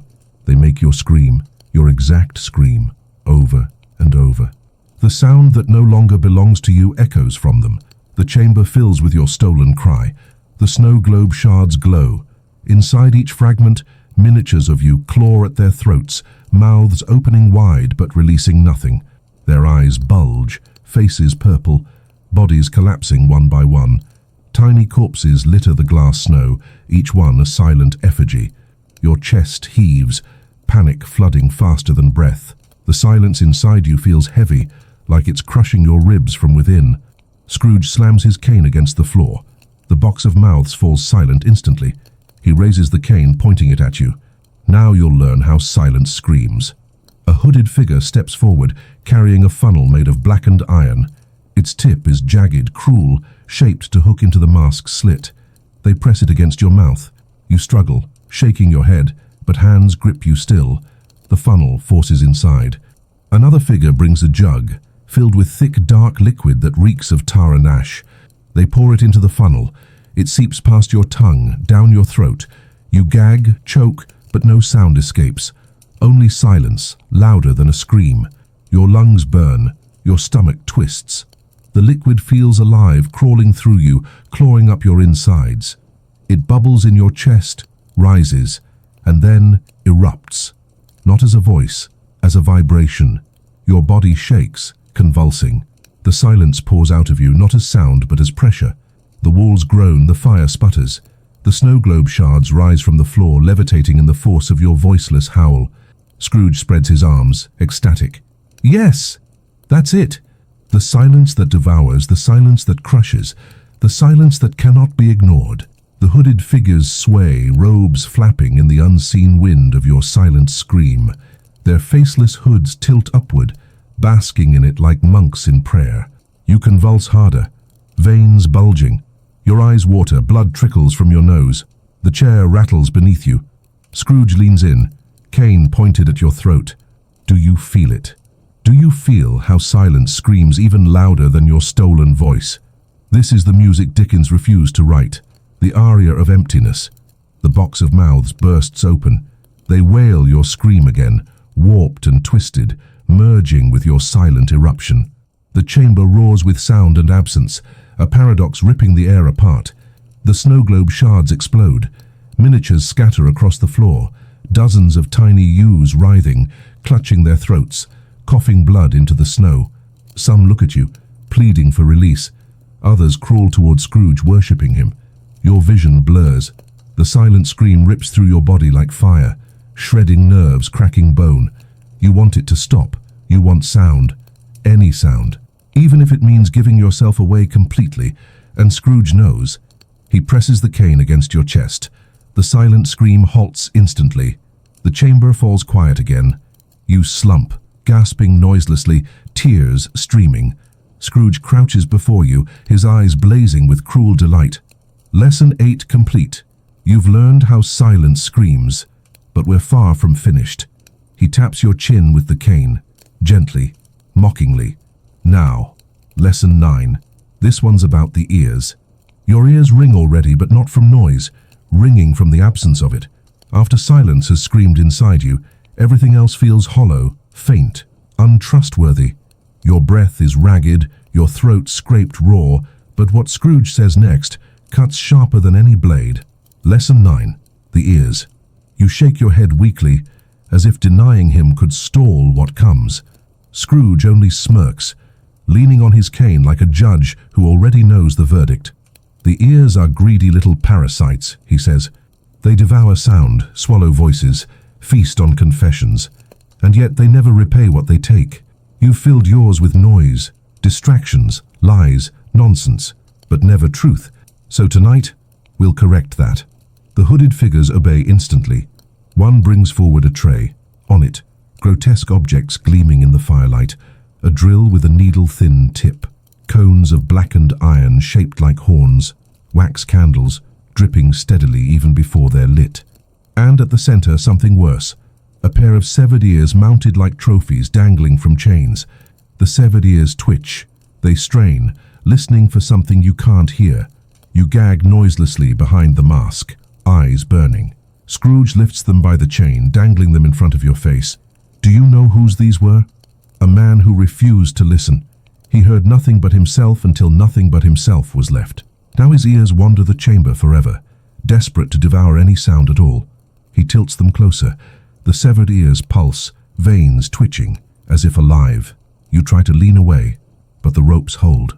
The hooded figure with the drill steps closer, the tip spinning faintly, whining like an insect. The sound slices through the silence, piercing your skull. Your stomach lurches. The pitch rises higher, drilling not yet into your flesh, but into your sanity. Scrooge presses the severed ears against the side of your head. Let them listen with you. Let them hear what you never did. The snow globe shards glow again. This time, the miniatures of you hold their hands over their heads, not over their eyes, not over their mouths, over their ears. Their tiny bodies shake violently, trying to block out some unseen sound. One collapses, head cracking open, tiny blood pooling in the snow. The others keep writhing, clawing at themselves. You thrash. You don't know what's coming, but you know it's worse than silence. Scrooge nods to the hooded figure. The drill lowers toward your ear, the whine crescendos, drilling into your nerves, setting your teeth on edge. It doesn't pierce skin, not yet, but it vibrates against your skull, threatening to tear your mind in half. The severed ears twitch harder. They drink in the sound, veins pulsing, lips of flesh opening like mouths hungry for more. And then the candles are lit. The wax drips thick and fast, down the iron cones toward your lap. The smell is sickly sweet like honey rotted in fire. Scrooge speaks low, intimate. Wax seals truth. You plug your ears with it, thinking it protects you from lies. But really, it only ensures you never hear salvation. Let's see what truths your ears have missed. The hooded figure tilts one of the cones toward your ear. Hot wax dribbles close. Your body convulses, trying to pull away. The first drop lands. Agony explodes. It sears inside, burning nerves bubbling in your canal. You thrash, but more wax pours in, hot rivers burrowing deep. Your scream doesn't come. Still silence. Only your eyes betray you now, bulging wide, veins red, tears boiling. Scrooge claps once. The wax cools instantly, solid, heavy. You can hear nothing. The chamber shifts. The mouths in the box scream. The snow globe miniatures shriek. The fire roars, but none of it reaches you. Only silence, thick and suffocating, clogs your ears. Scrooge leans close, lips curling. There, now you're deaf. Now you'll hear what Dickens never wrote, the sound that waits beyond silence. The severed ears twitch violently, vibrating in his hand. Suddenly they split open, not just flaps of skin, but mouths, shrieking with voices you can hear. Your head jerks. The sound bypasses your wax-filled ears, worming straight into your skull. It's voices, hundreds, thousands, all screaming your name, all demanding you hear them, every word you ignored, every plea you dismissed, every cry you drowned out with distraction. They pour into your mind, deafening from the inside. You convulse, trying to shake it free. No use. Scrooge presses the chain of ears against your cheek. They scream louder, forcing memories with their sound. The funeral, the doorbell you ignored, the sob you walked away from, the voicemail you deleted. Each one shrieks back into existence, unignorable now. The snow globe shards crack further. Miniatures of you rip their own ears off, tossing them into the snow, their tiny mouths open wide in agony. Still, they hear everything. Your skull feels like it will split. You try to beg, but silence chokes you still. Scrooge watches with glee, cane tapping in rhythm to the cacophony. Lesson 9, he whispers, eyes blazing. You are deaf, but you hear everything anyway. Every sound you ever denied, every truth you buried, and it will never stop. The severed ears release a final piercing shriek. You black out for a heartbeat. When your vision clears, Scrooge is leaning close, smiling, his cracked lips trembling with excitement. Lesson 9 complete, he says softly. And now, we move to the skin. The skin. The words creep across your body faster than fire. Suddenly you feel every inch of yourself, raw wrists in the ropes, the snowflake brand burning on your hand, the drip of sweat trailing down your temple under the leather mask. Your skin is alive in ways you wish it wasn't. Scrooge notices, of course, he always notices. He grins, cane tapping against your chest in steady rhythm, as if syncing with the shiver racing across your flesh. Lesson 10, he whispers, is about the skin, the parchment of the body. It remembers every touch, every scar, every moment you recoiled when you should have reached. Dickens never described mine, you know. Too grotesque, too revealing. But tonight, we'll write your story upon yours. The hooded figures step forward, carrying trays. Not one, several. One gleams with blades of different shapes, curved, hooked, serrated. Another holds jars filled with dark ointments, bubbling faintly as if alive. The last carries strips of human skin, stretched, tanned, nailed flat to wood like parchment. Some still bear freckles, tattoos, scars. You gag noiselessly, your chest heaving. Scrooge selects a blade, thin, sharp, silver. He drags it lightly along your forearm, not cutting, just testing. Even the faint pressure makes your skin crawl, nerves screaming in anticipation. Did you know, he says casually, that the skin is the most talkative organ? Every scar is a word, every burn a sentence. Your body is a novel you tried to hide under long sleeves and excuses. He presses harder. A shallow line opens. Blood wells. Not much, just enough to sting. The hooded figures lean in, watching the bead roll down your arm like it's scripture. The snow globe shards glow. Inside one fragment, a miniature version of you peels its own skin off in strips, draping it over the snow like ribbons. The others wrap themselves in it, trembling, trying to keep warm but failing. Their naked red flesh steams in the frost. Your stomach twists. You try to wrench free, but the ropes grind deeper. Scrooge dabs the blood with his finger, then smears it across your forehead. Ink, he says simply. We'll write your wasted life across your skin so you never forget. He gestures. A hooded figure dips a quill into a jar of blackened liquid. They press it against your chest, scratching words into your flesh as though your skin itself were parchment.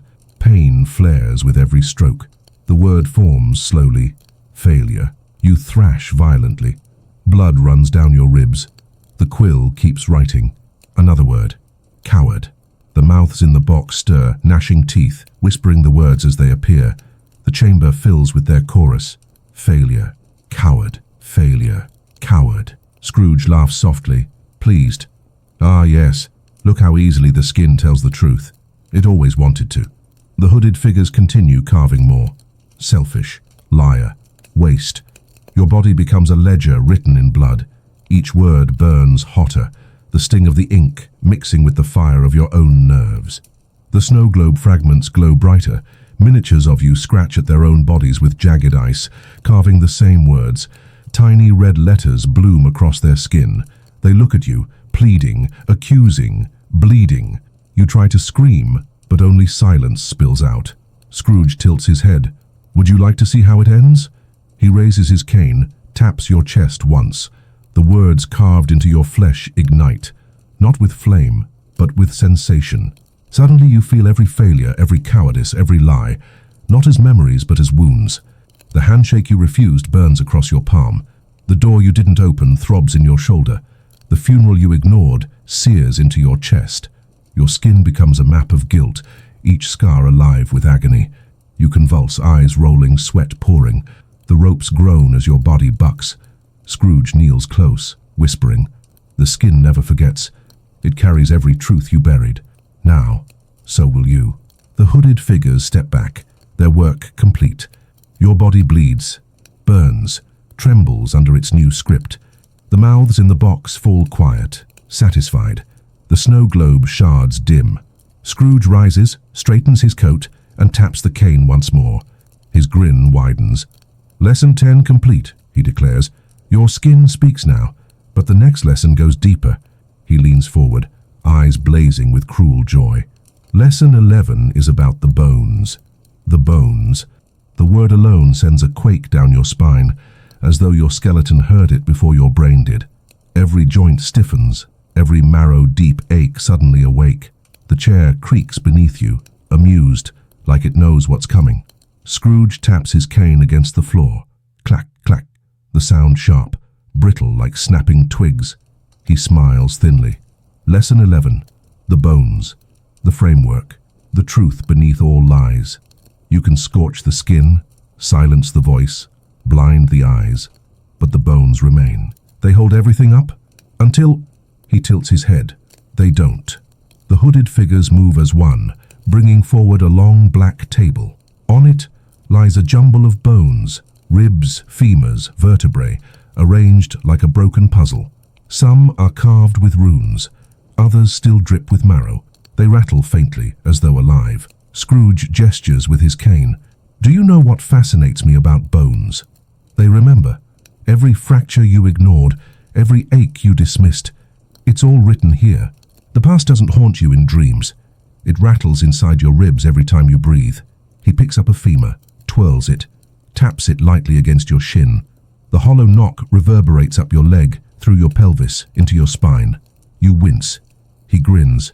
See? The resonance. They talk to each other. One hooded figure sets a jar beside the table. Inside floats a skull. Its jaw hangs open, whispering faint words that seep through the glass. You strain to listen, but the wax in your ears blocks it. Still, the vibration travels down your bones. You feel the whispers in your marrow. The snow globe shards glow again. Miniature versions of you crawl out of the fragments, their skins stripped away, nothing but skeletons.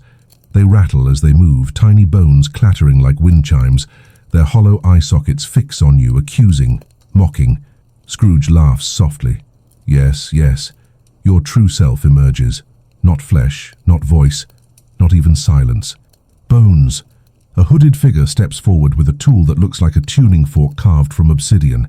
They strike it against the table. Twang. The sound is low, deep, vibrating through the floor, into your chair, into you. Your bones answer. They hum inside your body, an orchestra you never wanted to hear. Scrooge presses his cane against your sternum. The vibrations amplify. Pain blooms in your chest as your ribs sing against each other, grinding, threatening to crack. Do you hear it? Scrooge whispers, delighted. Your bones are a choir and they're out of tune. The fork strikes again, this time higher. The hum shifts, sharper, like teeth on glass. Your jaw aches, your skull trembles, your teeth chatter uncontrollably. The pain is unbearable, deeper than nerves, deeper than flesh. It's in the core of you. The skull in the jar chatters its jaw, whispering faster. You can't hear the words, but your bones do. They respond, twisting under your skin, writhing as if trying to crawl free. You thrash, but the ropes hold. Your branded hand trembles, glowing faintly as if your bones beneath it are burning. Scrooge leans close, cane pressing harder. Lesson 11 is cruel but necessary. You must learn. Every structure breaks. Even the strongest spine bows eventually. Even yours. He nods to the hooded figures. One lifts a mallet, polished smooth, its head engraved with runes. They raise it high, Your stomach knots. The first strike lands on your shin. Not hard enough to shatter, but enough. The bone vibrates, pain detonating up your leg. You convulse, eyes bulging, a silent scream ripping through your throat. The snow globe shards glow brighter. The skeletal miniatures collapse, their spines snapping, ribs shattering into tiny heaps of white dust. Their remains rearrange into words across the snow. We break. The mallet strikes again, this time against your ribs. A hollow crack echoes. You can't tell if it's real or just resonance, but agony floods your chest. Breathing becomes knives. Scrooge grins, eyes wide. Oh, how beautifully brittle you are. The mallet lifts a third time, hovers above your skull. Your vision blurs. You thrash violently, terror clawing at you. The ropes bite until blood drips. Scrooge raises a hand. The mallet pauses. He chuckles. Not yet. Not the head. That's the finale. He taps your chin with his cane. For now. Remember, the bones keep the truth. Every fracture, every compromise, every collapse. You can pretend to stand tall, but your marrow already knows the rot. The hooded figures retreat. The mallet rests back on the table. The skull whispers inside the jar, patient, promising. Scrooge straightens, cane clicking against the floor. Lesson 11 complete. The bones are cracked. Now. His grin sharpens, wicked. We move inward still. He leans close, whispering so softly you almost don't catch it. Lesson 12. The soul. The soul. The word itself slams through you harder than the mallet ever could. Skin burns, bones ache, throat still throbs. Yet none of that terrifies you like this. Because there's no rope to bind a soul, no chair to hold it down. If Scrooge can reach that deep, then there's nothing left untouched. He knows it, he savors it. His grin is slow, spreading like frost across glass. Lesson 12, he says, tapping his cane once against the floor, is the deepest cut. Flesh screams, bones crack, silence devours. But the soul lingers. It can't die, not really, it rots, it twists. And yours, his eyes narrow, is already half gone. The hooded figures bring something forward. Not a tray this time, a mirror. Tall, cracked, framed in iron, twisted like thorny vines. Its surface is black at first, swallowing firelight whole. But as they set it before you, it begins to ripple. You see nothing of yourself at first, only shadows swimming. Then slowly a figure emerges, not the stitched reflection you fought before, something worse. It's you but hollow. Empty eyes, mouth open wide, chest caved in. Smoke seeps constantly from its ribs, drifting into the mirror's edges. You recognize it instantly. You don't want to, but you do. It's what's left of you when everything else is gone. Scrooge's grin widens. Ah, there it is. Your soul, laid bare. Look how pitiful. Look how thin. Dickens would have wept to see it. The hooded figures chant silently, their faceless heads bobbing. The smoke from the mirror thickens, curling into the chamber, wrapping around your chair. It burns cold against your skin, settling in your lungs like ash. Your chest seizes. You gag, but no sound comes. The snow globe shards glow once more. Miniatures crawl out, but they are different now. Translucent, ghostly, their tiny bodies flickering like candle flames in wind. They don't bleed. They don't scream. They just stare hollow-eyed, pointing at you. Scrooge taps your chest with his cane. The giant heart in its iron chest beats once, harder than before. The veins tighten. The smoke surges. Your hollow reflection in the mirror opens its mouth. Words spill. Not sound, not scream, just emptiness. A hole in the world where meaning should be. The absence slams into you, heavier than any blow. You convulse. Tears stream down your face. Useless. You try to look away, but the clamp on your temples tightens again, forcing your gaze back. Scrooge leans in, whispering, Lesson 12 is about truth, and the truth is simple. Your soul is not yours anymore. It belongs to the debts, the regrets, the screams you swallowed. You let them feed until nothing was left. All that remains is a husk. The hollow reflection steps out of the mirror. Its movements are wrong, jerky, twitching like a puppet with tangled strings. It approaches, head tilted. Its empty eyes bore into yours, and you feel yourself sliding, drawn into its hollow chest. The smoke thickens. You taste ash. The mouths in the box stir again, whispering one word now. Empty. The skeletal miniatures from the shards collapse. crumbling into dust. The ghostly ones hover, swarming around the chair, their hollow stares locking onto you, draining warmth with every gaze. Your hollow reflection bends low, pressing its mouth against your mask. No lips, no breath, just void. You feel it sucking at you, pulling something deeper than air. Your chest hollows, your skin tightens. The ropes loosen, not because they're undone, but because there's less of you to hold. You panic, thrashing violently, trying to cling to yourself, but your body feels distant, unreal, as if you're already leaving it. Scrooge claps once. The hollow figure stops. The smoke recedes slightly. You slump, trembling, still tethered, but barely. He smiles, satisfied. Lesson 12, complete. Your soul is no longer whole, and that's the beauty, my dear pupil, for what's broken can be filled, but not with light. He leans closer, his eyes two burning coals. Lesson 13 is about what comes to replace it. What comes to replace it? The words coil around your hollow chest like snakes, squeezing where your soul used to sit. You can feel the emptiness, raw, echoing, vast. And for a terrible second, you almost crave to have it filled, even by whatever horror Scrooge has in mind. Almost. He knows. He always knows. That grin stretches like parchment tearing. He leans on his cane, his voice playful, cruel. Ah, yes. Lesson 13. The soul, once hollowed, cannot remain empty.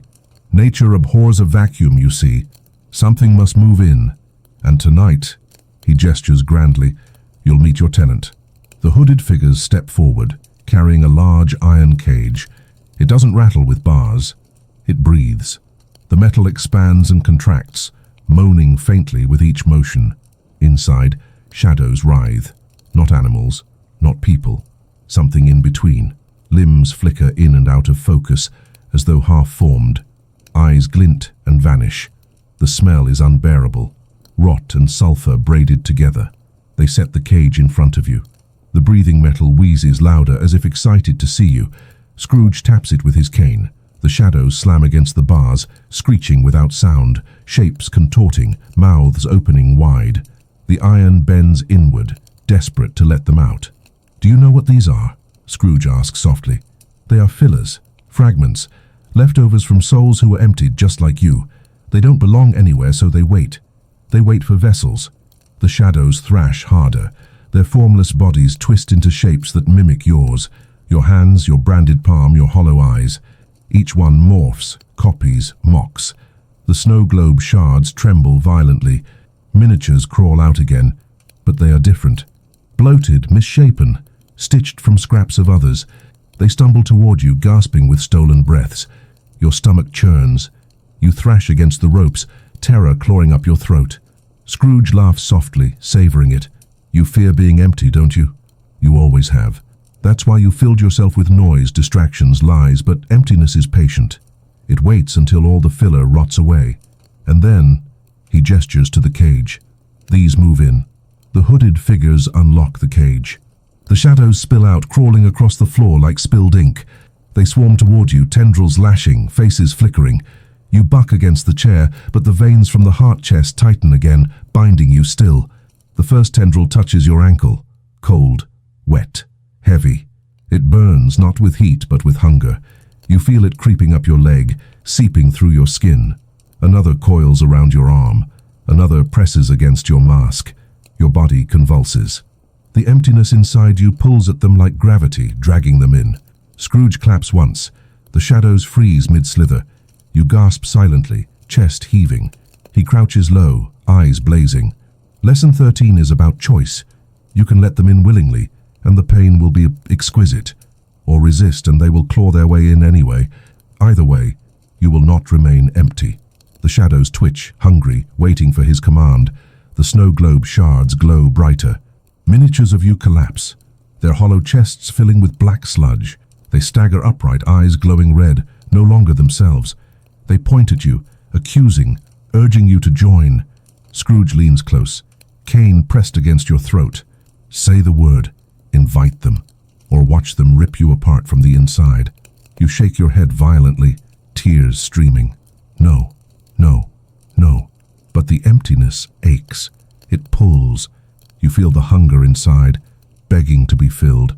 The shadows surge, crawling higher, pressing against your ribs. Your chest caves inward, gasping. You can't hold them back, you can't. Scrooge grins, cane lifting high. Good. Let them in. Let them replace what you wasted. He slams the cane down. The shadows pour into you. Cold fire races through your veins, your body jerks, convulses. You feel them spreading, writhing, claiming. Your hollow reflection in the mirror laughs silently, its chest filling with the same darkness. Your eyes roll back. The world blurs. You are no longer empty, you are invaded. Scrooge kneels close, whispering into your ear. Lesson 13 complete. Your soul is gone. Now you are a house haunted by strangers. He straightens, satisfied, cane tapping twice.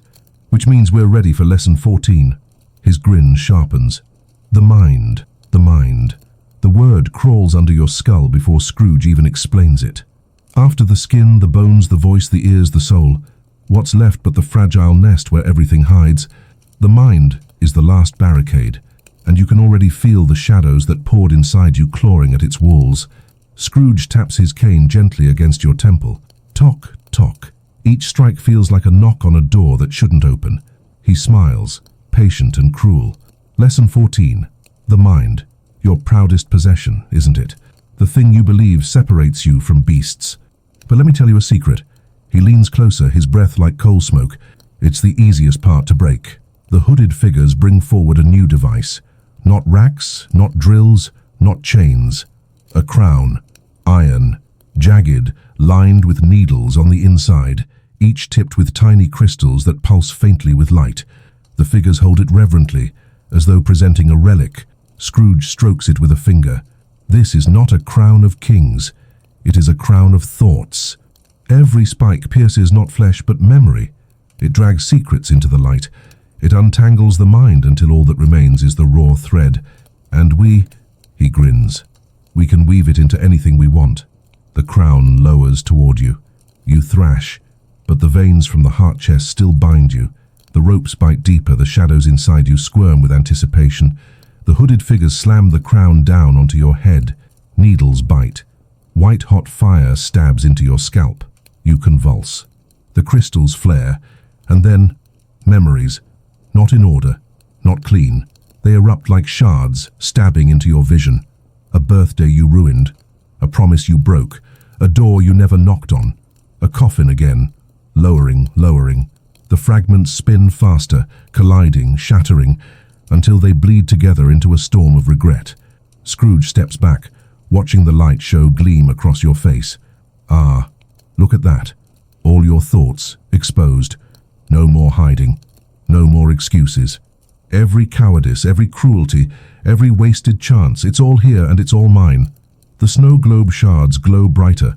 Inside, your miniatures collapse, clutching their heads, their skulls splitting open like eggs. Tiny versions of your memories pour out, crawling across the snow, gnashing teeth, devouring each other. The crown pulses harder. Your head jerks violently. Images slam into you. You laughing while someone cried. You lying when you didn't need to. You staying silent when a single word might have saved them. Your chest heaves. You try to scream, but still nothing comes. Only silence, heavy and suffocating. Scrooge leans on his cane, smiling wide. The mind is a gallery, and I am the curator. Let's see what paintings hang in your halls. The crystals flare again. You are yanked into a hallway. Not real, but inside. Endless walls lined with doors, each one labeled with memories. Some glow faintly. Others ooze dark fluid. You stagger, disoriented, the crown burning into your skull. One door slams open by itself. You're dragged inside. It's you, alone, sitting in front of a glowing screen, hours dripping away, while someone else waited on the other end of a phone that never rang. The silence inside the room presses heavier than any chain. Scrooge's voice echoes behind you, though he isn't here. See? Wasted hours. Wasted chances. You filled your mind with nothing, and nothing filled you back. Another door slams. You're dragged again. A hospital room. You standing in the hall, too afraid to walk in, too afraid to see the face on the bed. You turn away, walk out, never go back. The walls of your mind shudder, buckling. The crown's needles dig deeper. The snow globe fragments hum louder. Miniatures of you run through the snowy shards, banging on tiny doors, screaming silently as the walls collapse. You stumble, clutching your skull. The memories slam faster now. Too many, too sharp. You can't stop them. Scrooge's voice cuts through the storm, calm, cruel. Lesson 14 is this: the mind was never your refuge. It was your prison, and now it belongs to me. The crown pulses one last time. The needles bury deep. Your body jerks violently. The shadows inside you cheer, writhing with hunger. Your memories tear loose, spinning into the crystals, sucked away, leaving only echoes. You slump in the chair, hollow. The crown flickers faintly, dimming. Scrooge approaches, eyes blazing with triumph. Lesson 14 complete. Your mind is shattered, your soul replaced, your body scarred. And yet, he leans close, lips curling. You still breathe. He taps your chest with the cane. That means we can continue. His grin stretches wider than ever. Lesson 15. The blood. The blood. You feel it before Scrooge says a word. The pulse in your wrists, raw under the ropes. The throbbing in your temples from the crown still biting your scalp. The burn in your branded hand. Your blood has been speaking all along. Now he's decided to listen. Scrooge circles you slowly, cane tapping against the floor in rhythm with your heartbeat. Thump, tap, thump, tap. He smiles. Lesson 15. The blood. The river inside you. So full of warmth, so eager to flow, and yet you've wasted it. Sat still, let it stagnate, let it boil with regret. Did you think it was yours? No. Blood is borrowed. And tonight, it's due. The hooded figures bring a basin. Iron. Rusted. It smells like iron and something sweeter rotting beneath. Another carries leeches. Fat, black, squirming. They writhe against the glass jar, desperate for flesh. You thrash, panic surging, but the veins binding you tighten, eager to offer you up. Scrooge dips the cane into the basin, stirring. Blood is truth. It spills whether you want it to or not. Let's see what yours says. A hooded figure slashes your forearm with a blade. Not deep, just enough. Blood runs hot, thick, pooling quickly. They catch it in the basin. You convulse, trying to stop it, but the ropes only hold tighter. Scrooge peers into the basin. The blood swirls, shapes forming, faces. People you know, some smiling, some crying, some dead. The surface ripples with their voices. Too faint to hear. He chuckles. Ah, it speaks volumes. Look at all the ghosts floating in it. Every person you cut with silence, every soul you drained with neglect. They swim here now, and they're thirsty. The hooded figure opens the jar of leeches. They writhe eagerly, dropped into the basin. The blood froths. The faces scream, bubbles bursting red. The leeches fatten instantly, swelling grotesque. Scrooge dips his cane in, lifts one out. It squirms, dripping your blood. He presses it against your neck. It bites instantly. The pain is sharp, piercing, nauseating. Warmth drains. Your skin pales. The snow globe shards glow again. Miniatures of you bleed from countless cuts, tiny crimson rivers spilling into the snow. They collapse, drained, shriveling, their hollow eyes fixed on you in accusation. Scrooge smiles as the leech gorges itself. Blood keeps the body alive, but it also carries memory. Do you know what yours remembers? The times you wasted its fire, hours upon hours in the dark, letting your heart slow, letting your skin cool, pretending you weren't already dying. Another leech is pressed to your arm, another to your ankle. They drink greedily. You convulse, head swimming, vision dimming. Scrooge kneels, cane pressing against your chest. Lesson 15 is about cost. Every drop stolen writes another line in the ledger, and your balance, he peers into the basin, is nearly empty. Your head lolls, weak, dizzy. You try to scream, but nothing comes. The leeches swell until they burst, spilling blood back into the basin. But it isn't red anymore. It's black, thick, tar-like.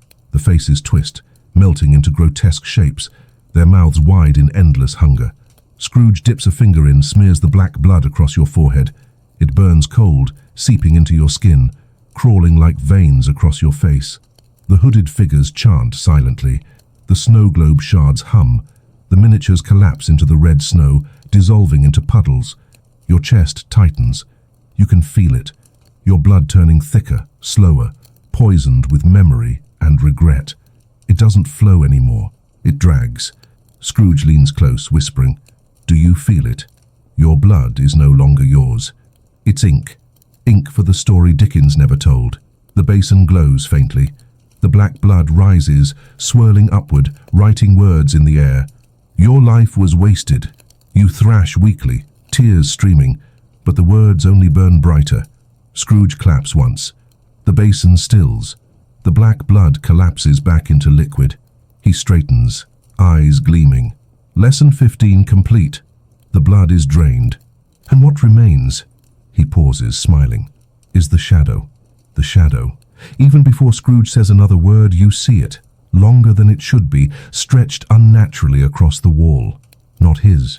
Not the hooded figure's. Yours. Except it doesn't move like you do. It twitches, jerks, lags behind as though it were thinking for itself. Scrooge notices your eyes darting toward it. He laughs, low and delighted. Lesson 16. The shadow. Always there. Always watching.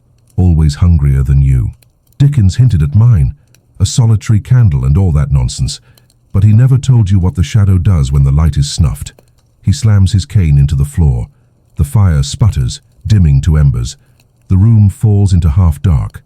Your shadow swells, filling the wall, spilling onto the floor. It looms larger than Scrooge, larger than the hooded figures, and it moves. First, just a twitch, a head tilt that isn't yours, then a full turn. It faces you, even as you sit bound in the chair. Its hollow outline grins, your grin stretched far too wide. You buck against the ropes, panic ripping through your chest. The hooded figures carry a mirror and set it beside the wall. The reflection shows you bound, trembling. But your shadow, it stands free inside the glass, arms crossed, head cocked, amused. Scrooge steps between the two, gesturing proudly. The flesh, the voice, the blood, those are easy. But the shadow is who you might have been. Every selfish urge, every cruel laugh, every thought you buried, it has been walking beside you your whole life, patient, waiting for the light to dim. The shadow inside the mirror raises a hand. You feel your own arm jerk against the rope, not because you moved, but because it pulled. You writhe, terrified. The ropes bite deeper. Scrooge chuckles. Oh, don't fight it. Lesson 16 is simple. The shadow is stronger than you. Always was. Always will be. The snow globe shards glow, projecting miniatures again. But these are shadows too. Flat, black, flickering on the glass surface. They dance around your feet, mocking your movements, copying them with exaggerated cruelty. Your shadow grins wider. Its chest swells as if inhaling. You feel your lungs tighten. The air leaves you, not into your throat, but into the mirror. You suffocate while your shadow grows stronger. Scrooge claps. The hooded figures drag the mirror closer. The shadow presses both palms against the glass. Your body convulses, your ribs ache. You realize with dread that it's trying to step out. The veins from the giant heart tighten, binding you harder, keeping you in place. But the shadow has no veins, no chains. It moves freely, pressing harder against the glass until cracks spiderweb across it. Scrooge grins, eyes alight. Yes, yes, let it out. Let it claim what you were too weak to become. The mirror shatters. Your shadow steps through. Not flat anymore, solid, three-dimensional. You, but sharper, crueler, stronger. Its eyes glow faintly red, its branded hand burning brighter than yours. It walks to you slowly, savoring each step. You thrash wildly, terror burning hotter than pain. The ropes creak but hold. The shadow kneels before you, face inches from yours. It tilts its head, studying, savoring. Then it presses its hand against your chest. Cold burns through you. Not fire, not frost. Something worse, absence. Like your very self is leaking into it. Your chest hollows, your bones ache. Your blood drags slower. The snow globe shards vibrate violently. The miniatures scatter, some running toward you, others toward the shadow, torn between master and parasite. They collapse, dissolving into black puddles that the shadow drinks in. Scrooge claps again, ecstatic. Lesson 16 complete. The shadow is free. It walks where you cannot. It breathes when you suffocate. It will do what you never dared. The shadow stands tall, looking down at you with pity, or hunger. Maybe both. Scrooge's grin sharpens. And now, we move to lesson 17. He leans close, whispering, his breath searing your ear. The grave. The grave. The very mention of it makes the chamber colder.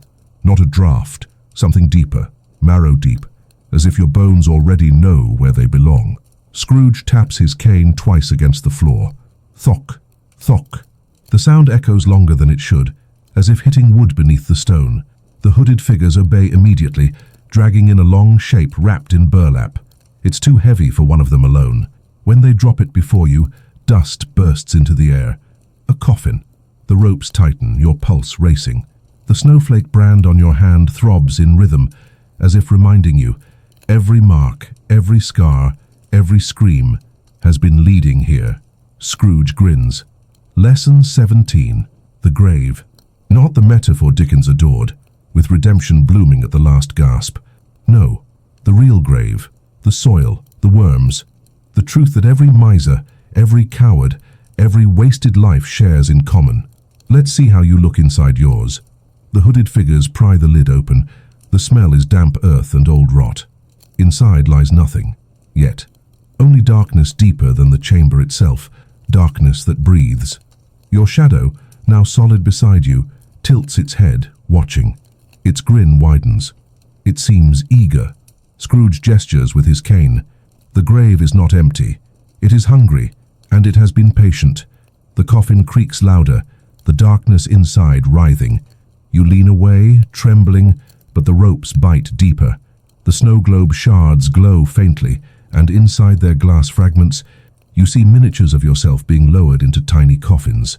Their faces are blank, eyes closed, lips sewn. One by one, the lids slam shut. The sound is muffled but final. Scrooge kneels by the coffin, tapping its edge with his cane. Listen. At first you hear nothing, then faint scratching, fingernails against wood, muffled screams, voices crying your name. You thrash violently. Scrooge smiles wider.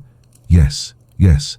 Every grave you ignored, every funeral you skipped, every goodbye you swallowed, they're all inside, waiting for you. The hooded figures lift you, chair and all. They drag you closer to the coffin. The ropes squeal. The veins binding you tighten. Your chest heaves. The shadow moves first. It climbs into the coffin eagerly, lying back, folding its arms across its chest, smirking at you. The darkness inside embraces it, pulling it down. Its glowing eyes vanish, swallowed whole. Scrooge laughs softly. Ah, look how ready it was. Your shadow knows the grave better than you ever will. It belongs there. Do you? The hooded figures tilt the chair forward. The coffin yawns wider. The darkness inside breathes louder, hot and cold at once. You struggle desperate, tears streaming down your face. You shake your head violently. No, no, no. Scrooge slams his cane against your chest. Your branded hand glows. The snow globe shards crack further. Miniatures of you claw at coffin lids, screaming without sound, fingernails snapping bloody. The hooded figures lower you closer. The air reeks of earth, decay, silence. Your stomach lurches. And then, faintly, you hear a bell, distant, a church bell like before. Its echo cuts through the chamber, trembling the coffin's lid. Scrooge snarls, his composure cracking. No, not yet. He slams his cane against the coffin, furious. The bell fades. The darkness inside steadies. He regains himself quickly, smoothing his coat, grinning again. Apologies, interference, won't happen again. The hooded figures lower you farther. Your feet dangle over the coffin's edge. The void inside pulls, tugging at your blood, your skin, your mind. Scrooge leans close, whispering in your ear. Lesson 17 is about acceptance. You can fight the grave, but it wins. It always wins. So tell me. He tilts his head. Are you ready to lie down? You thrash one last time, desperate, veins bursting, tears burning. The chair tips forward. The coffin swallows you whole. Darkness. Weight. Soil pressing down. Infinite. Your lungs collapse. You can't move. You can't breathe. Only one sound remains. Your heart, slowing. Scrooge's voice echoes faintly through the soil. Lesson 17 complete. You've met your grave, but don't worry. He chuckles. We'll dig you up for lesson 18. Soil presses on your lips. your eyes, your chest. Every gasp pulls dirt into your lungs. You're buried, you know it, and yet you're not dead. Not yet. That's the cruelty. Fingers, cold, jagged, dig into your ribs. Not from outside, from inside. The grave is chewing on you, testing if you're tender enough to swallow. You thrash against nothing, clawing at air that doesn't exist, then scraping, wood splintering. Hands, too many hands, pull you upward. Not your own. Not merciful. Hooded, faceless, tugging you like a marionette out of the coffin, out of the soil. The ropes hold you still, but the grave lets go with a wet sigh. You burst back into the chamber. The fire still burns. The snow globe shards still glow. And Scrooge waits, grinning like a man who has watched this show 1,000 times. Lesson 18, he says calmly, tapping his cane against the stone. The resurrection. Dickens loved resurrection, didn't he? Scrooge transformed overnight, life springing back into rotten veins. But what he never told you, he leans closer, eyes gleaming, is that resurrection doesn't mean life. It means being pulled out of the grave before you're ready. And whatever drags you out, always takes something in return. The hooded figures set you upright in the chair again. The ropes tighten. The veins coil tighter. Your body trembles, coughing dirt, chest aching with phantom soil. The snow globe shards hum louder. Inside, miniatures claw out of tiny graves, dragging themselves up by splintered fingers. They don't look grateful. They look furious. Hollow-eyed, skin sagging, they stagger forward, pointing at you, mouths opening to scream. But no sound comes. Scrooge gestures at them with his cane. There, the ones you should have left buried. But you pulled them back, didn't you? With half-remembered words, with shallow promises, with the pretense of care. Resurrection without love is cruelty, and your hands are dripping with it. The ghostly miniatures surround you. They press their cold little hands against your legs, your chest, your face. You feel them. Not weight, not flesh, but absence. Like chunks of you are being scooped out wherever they touch. Scrooge smiles wider. Lesson 18. Resurrection takes. Every time you bring something back, you lose a piece of yourself. Dickens told you Scrooge found joy. Nonsense. He only found exchange. One miniature climbs onto your lap. Its hollow eyes lock on yours. Its mouth rips open too wide, threads snapping. From the hole, not sound, but a memory pours. One of yours. A laugh you once heard and forgot. A hand you once held and dropped. It steals the memory, tucking it into its chest. You convulse, horrified. Your mind empties further. The crown on your head pulses faintly.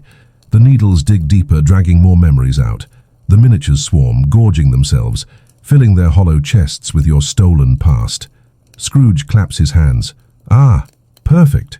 Do you see? You are resurrected but hollow, and they, he gestures at the miniatures, grow fat on what you lost. You try to scream, but silence still shackles you. Tears run freely, useless. The hooded figures wheel in another coffin, this one smaller, child-sized. They set it at your feet. The lid opens on its own. Inside, nothing but your reflection again. Not the stitched version, not the hollow soul. This time, it's you, exactly as you are now. Bound, scarred, branded, broken. The double inside the coffin twitches. Its eyes open. It stares at you, lips parting. And though no sound leaves its mouth, you understand the words. Switch! You thrash violently, shaking your head. No, no, no. Scrooge beams. Yes, resurrection always makes a twin, a shadow of what you were, and one of you must return to the soil. Who decides? Not me, not Dickens, you. The coffin double sits up, reaching for you. Its hand is trembling, scarred with the same snowflake brand. Its eyes are pools of exhaustion, but its mouth curves into a faint grin. The snow globe shards vibrate so hard they crack further. Miniatures of you collapse into puddles, their stolen memories dripping back into the snow, staining it black. The coffin double lunges. Its hand grips your throat. You choke silently, eyes bulging. Scrooge laughs, cane tapping wildly. Yes, yes, fight yourself for the right to stay out of the grave. The hooded figures chant voicelessly, swaying. The fire roars higher. The coffin yawns wider. The double squeezes harder. Its eyes blaze with your stolen memories. And just before your vision blacks out, Scrooge whispers, Lesson 18 complete. Now, you'll learn about hunger. Hunger The word gnaws at your belly before Scrooge even says another syllable. It isn't the hunger of missed meals. It's the emptier kind, the ache of years spent craving something you could never quite name, stuffing yourself with noise and shadows until nothing's satisfied. Scrooge twirls his cane, smirking. Lesson 19. Hunger. Do you know why it is the cruelest lesson? Because it never ends. Flesh can be torn, bones can break, the heart can stop, but hunger keeps chewing. Even after the body rots, the hooded figures return, this time carrying platters, covered in silver domes polished to a mocking shine. They set them around you like a grand Christmas feast. Steam curls up from beneath the lids, carrying smells that make your stomach twist. Not comforting smells, twisted ones. Burnt sugar, iron, mold, roasted meat tinged with rot. Scrooge gestures grandly. The table is set. He lifts the first lid. Inside, a roast, but not animal, not pig, not bird. It's a human arm, perfectly cooked, glazed, sprinkled with herbs. The snowflake brand scorches across its hand. Your stomach heaves. Scrooge inhales deeply, eyes closing in delight. Ah, do you smell it? The flavor of wasted touch, the hand that never gave. He carves a slice and holds it to your mask. The scent floods your nose. Sweet, savory, revolting. You gag silently, jerking your head away. He laughs. Not hungry? Oh, but you will be. The hooded figures lift the other lids. Each platter reveals a piece of yourself. A rib cage cracked open like roast fowl. A face glazed like ham, mouth stuffed with apples that bleed. Eyes stewed in broth, floating with cloves. The banquet of you. The snow globe shards glow violently. Miniatures crawl out, starving, their bellies bloated, ribs sharp. They stagger to the feast and devour your pieces greedily, gnashing, choking, clawing for more. Blood stains the snow inside the shards. Your stomach twists with hollow agony. You feel their hunger in your belly. You feel them eating you as if it were happening now. Scrooge leans closer, cane pressing against your gut. Lesson 19. Hunger isn't just about food. It's about craving. You craved everything except what mattered. Attention, distraction, emptiness disguised as fullness. And now, he gestures to the feast. You are the meal. The hooded figures pry open your jaw with cold metal clamps. The mask stretches, leather groaning. You thrash violently, but the veins tighten, holding you still. Scrooge spears a slice of your roasted hand on his knife. He shoves it through the mask's gap, pressing it against your tongue. The taste floods your mouth. Savory, familiar, revolting. It's you. You gag, but they hold you still. The shadows inside you writhe eagerly, drinking it in. Scrooge beams. Do you feel it? Hunger feeding on hunger. You are both diner and dish, predator and prey. Dickens gave you feasts of forgiveness. I give you truth. The miniatures in the shards scream silently, stuffing themselves until their bellies burst. Black sludge spills out, seeping across the snow. They collapse, twitching, grinning through torn mouths. Your stomach burns. Pain erupts inside. You feel it filling, stretching, tearing. You aren't hungry, you are being filled. Scrooge kneels close, whispering into your ear. Lesson 19 is this. Hunger never ends. Even when you are full, it feeds. Even when you are empty, it waits. And one day, his lips curl into a grin, you will crave being devoured. The hooded figures remove the platters, scraping your remains back into the iron chest that holds the heart. The veins pulse, shudder, hungry themselves. Scrooge straightens, cane tapping once. The shadows inside you writhe with satisfaction. He smiles thinly. Lesson 19 complete. You've tasted yourself. Now, he leans close, eyes glowing like embers in ash. Lesson 20. Time. Time. The word alone is enough to unravel you. Hunger still burns in your gut. Shadows squirm in your veins. The taste of yourself lingers foul on your tongue. But time makes all of it worse.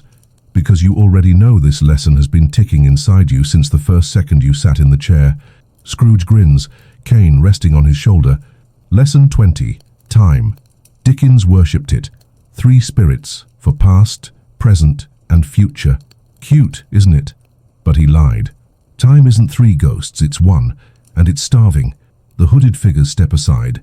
The grandfather clock in the chamber, the one that had ticked softly since you arrived, begins to groan. Its pendulum swings heavier, louder, thundering against the silence. Each swing feels like it collides with your ribs. Thoom, your chest seizes. Thoom, your skin burns. Thoom, your blood slows, dragging like tar. Scrooge taps his cane in rhythm. Ah, yes, the clock is inside you now. Every second you wasted, every hour you gave away, it doesn't vanish, it stacks, piles up like chains, and sooner or later, he leans closer, eyes bright. It drags you under.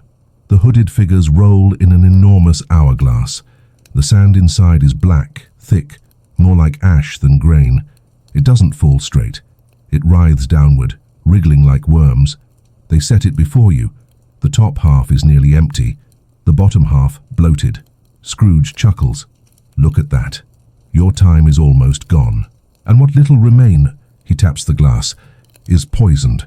The snow globe shards glow. Inside, the miniatures stumble in a desert of black sand, sinking deeper with every step. Their mouths open wide, screaming, but the sand pours in, burying them. Your chest heaves. The brand on your hand throbs. The crown's needles dig deeper, vibrating with every thoom of the pendulum. Scrooge snaps his fingers. The hooded figures tilt the hourglass. The last stream of black sand trickles downward faster. You convulse. Your pulse races, then stutters. You feel every grain slam into your chest like a hammer. Time itself is falling through you, crushing you grain by grain. Scrooge laughs softly. Lesson 20. Time never runs out quietly. It gnaws, it drips, it eats the soul 1 second at a time, and you... He taps your forehead with his cane. You already wasted most of it. The hourglass empties. The final grain drops. The pendulum halts mid-swing. Silence. Your body slumps. Chest still. Breath gone. For a heartbeat, you are dead. Scrooge claps once. The hourglass flips itself. The sand begins again. Your chest lurches, gasping back air. Your eyes bulge, veins screaming. The pendulum resumes, louder, faster. Scrooge leans close, whispering, "And that's the cruelty, pupil. Death doesn't come once, it comes again and again. Every time the glass turns, you'll die, and rise and die, and rise. Forever." The snow globe shards quake violently. Miniatures of you fall, rise, fall again. Their tiny spines snapping, heads twisting, each resurrection worse than the last. You thrash, tears spilling, but the ropes welcome your struggle, holding you tighter. Scrooge straightens, cane planted firm. Lesson 20 complete. You've met the clock, you've swallowed the sand, and now, his grin widens, slow and merciless. We move to lesson 21. He taps your chest. The veins pulse. The lesson of fire. Fire. The chamber was never warm. The flames in the hearth didn't comfort. They punished. Light without heat, crackle without warmth. But when Scrooge says it, when his lips curl around the word, you finally understand. Those flames weren't decoration. They were waiting. He paces in front of you, cane tapping in rhythm with the pendulum still echoing in your chest. Lesson 21. Fire. Dickens adored fire. Hearths glowing, candles flickering, cheer blooming in the faces of the poor. But Dickens never told you the truth. He gestures toward the roaring blaze. Fire doesn't warm. Fire devours. The hooded figures step forward, bearing brands. Not one snowflake this time, an entire arsenal. Stars, crosses, spirals, jagged sigils that twist in the light. Each tip glows white-hot, smoke curling from their edges. The veins around your body tighten, dragging your arms wide, your chest bare. The branded hand throbs, still raw from its first lesson. Scrooge selects one, a spiral, cruelly elegant. He holds it close to your face, so near you feel your tears steaming. Do you know what fire writes on flesh? Permanence. Skin heals, bones knit, even silence fades. But fire brands the soul. It reminds you forever of what you wasted. He presses it to your chest. Agony detonates. You convulse violently, the ropes creaking. The smell of seared skin fills the chamber, acrid, cloying. Your throat works uselessly, silence devouring your scream.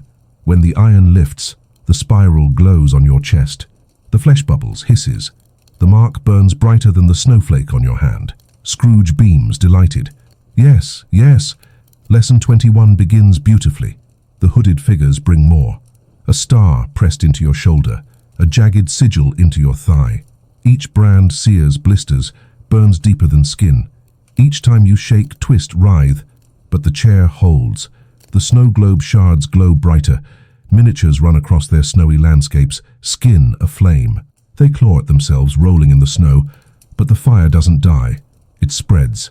Their screams are silent, but their mouths open so wide they split their faces. You shake your head violently, tears boiling on your cheeks. You beg with your eyes, but no mercy comes. Scrooge steps closer, tapping his cane against your scorched chest. Lesson 21. Fire doesn't destroy, it reveals. It shows what was always there, hidden beneath the skin. And you. His grin sharpens. You were always ash. The brands lift away, but the marks glow brighter, burning from the inside now. Your veins feel molten, your blood boiling. The shadows inside you writhe in ecstasy, drinking the fire, spreading it deeper. Your chest convulses, your body jerks. You feel your ribs crack under the heat. The hearth roars higher. The flames leap, stretching, forming shapes. Not logs, not sparks. Faces, dozens, hundreds. Each one a face you knew, burning, melting. Eyes dripping, mouths open in wordless screams. Scrooge gestures proudly. Do you see? Fire remembers every soul you abandoned. They burn forever in your hearth. The faces lunge from the fire, pressing against you, branding you with their mouths, their eyes, their screams. You convulse harder, choking on their ash. Scrooge laughs, his voice booming over the crackle. Yes, lesson 21 complete. You are fire now, scarred, branded, ash in waiting. The flames die suddenly, collapsing into glowing embers. Smoke fills the chamber. The marks on your body throb, glowing faintly in the dark. Scrooge leans close, whispering through the smoke. Now we cool the lesson. He taps your cheek with the cane. His grin is merciless. Lesson 22. Ice. Ice. The smoke hasn't even cleared when the temperature plummets. 1 second, the chamber is suffocating with scorched flesh and fire-breathing shadows. Then the next, frost crawls across the stone floor, racing up the chair legs, clutching your ankles.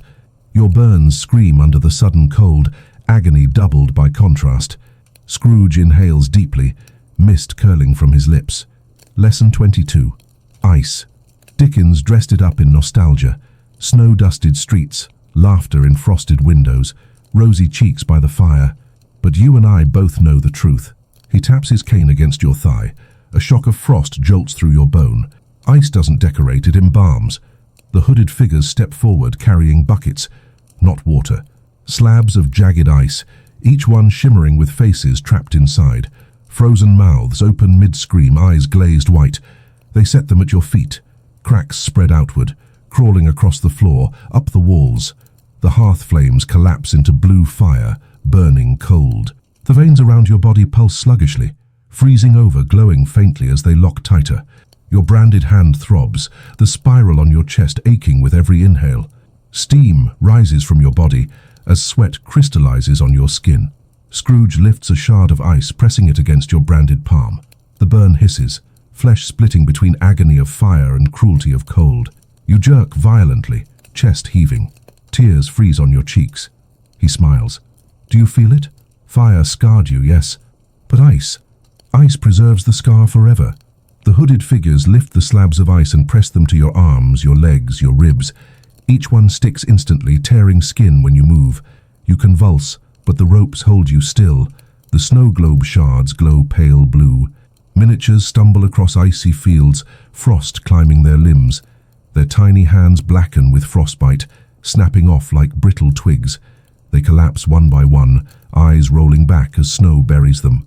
You try to shake your head, deny the lesson, but your jaw locks from the cold. Your teeth chatter so hard it feels like they'll break. Scrooge leans close, whispering, his breath a freezing fog. Lesson 22. Ice is time made visible. It freezes everything you left undone, preserves every silence you justified. One day you'll look back and find your regrets perfectly intact, waiting. The slabs of ice glow faintly. Cracks spread, but not outward. Inward. Into you. Frost snakes beneath your skin, veins turning white, bones aching with pressure. Your chest tightens. Each breath burns like inhaling razors. The hooded figures bring forward a final object, a crown of icicles, sharp and dripping. They lower it onto your head, fitting it over the iron crown of needles. The metal freezes instantly, biting into your scalp, sending shards of frost deep into your skull. Your vision shatters. The world around you cracks like glass. Suddenly you're in a frozen street. Gas lamps flicker dimly through fog. The world is silent, covered in snow that swallows every sound. Ahead, coffins, dozens, hundreds, frozen in ice, stacked high like macabre sculptures. You stumble forward, each step crunching like glass. Faces peer out of the ice. Familiar faces. The ones you ignored, the ones you buried. They stare at you with wide, unblinking eyes. Their mouths don't move, but you hear them anyway, inside your skull. Why didn't you? Why weren't you there? Why did you waste us? You stumble, falling to your knees. Frost creeps up your arms, your legs, your throat. And then the faces break free of the ice. They crawl toward you, dragging frozen fingers, frost trailing behind. They press their hands against your chest, your face, your scars. Cold burns deeper than fire. Your vision whites out. When you jolt back into the chamber, the crown of ice still digs into your scalp. Frost covers the chair. Your body shakes violently, lips blue. Scrooge beams. Beautiful. Lesson 22 complete. You are both fire and ice now, burned and preserved, scarred and embalmed. Perfect. He taps his cane twice against the floor. The frost hisses, retreating just enough to let you breathe. Now, he whispers, eyes gleaming. We move to lesson 23.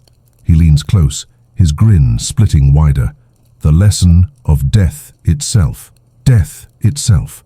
The words don't land like the others. They don't sear or chill or gnaw, they settle. Heavy, final. The chamber seems to know. The flames dim to embers. The frost retreats to silence. The veins around your chest pause their pulsing as if waiting respectfully. Even your shadow, standing just beyond the chair, freezes. Head bowed like it too acknowledges the gravity of this lesson. Scrooge straightens his back. For once, he doesn't smirk. His cane taps once, softly. Talk. The sound is not cruel this time. It's ceremonial. Lesson 23, he says, voice grave, is not metaphor, not allegory, not Dickens dressing death in the clothes of Christmas future. No. Lesson 23 is death itself, the unnegotiable. The hooded figures approach, carrying a shroud between them. Black, threadbare. It drags across the floor with a whisper that sounds like sand running through an hourglass. They lay it at your feet. The air thickens. The snow globe shards glow faintly. Inside, the miniatures do not move. They lie motionless, sprawled across snow, eyes closed, mouths slack. No screams, no twitching, just stillness. For the first time, they look like corpses. Your chest tightens. The crown of ice on your scalp cracks faintly. The burns across your body pulse slower. Something in you knows.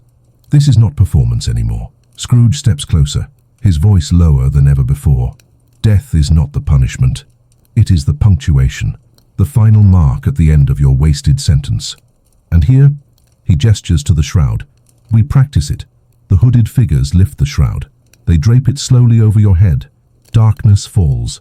Heavy. Suffocating. Not like the mask. Worse. The mask restricted breath. The shroud erases everything. No sight. No fire. No ice. No sound. Only void. You try to thrash, but the ropes no longer resist. They're gone. The veins are gone. The chair is gone. You float or sink in the nothing. Your chest seizes. You inhale dirt, soil, worms. Your body stiffens.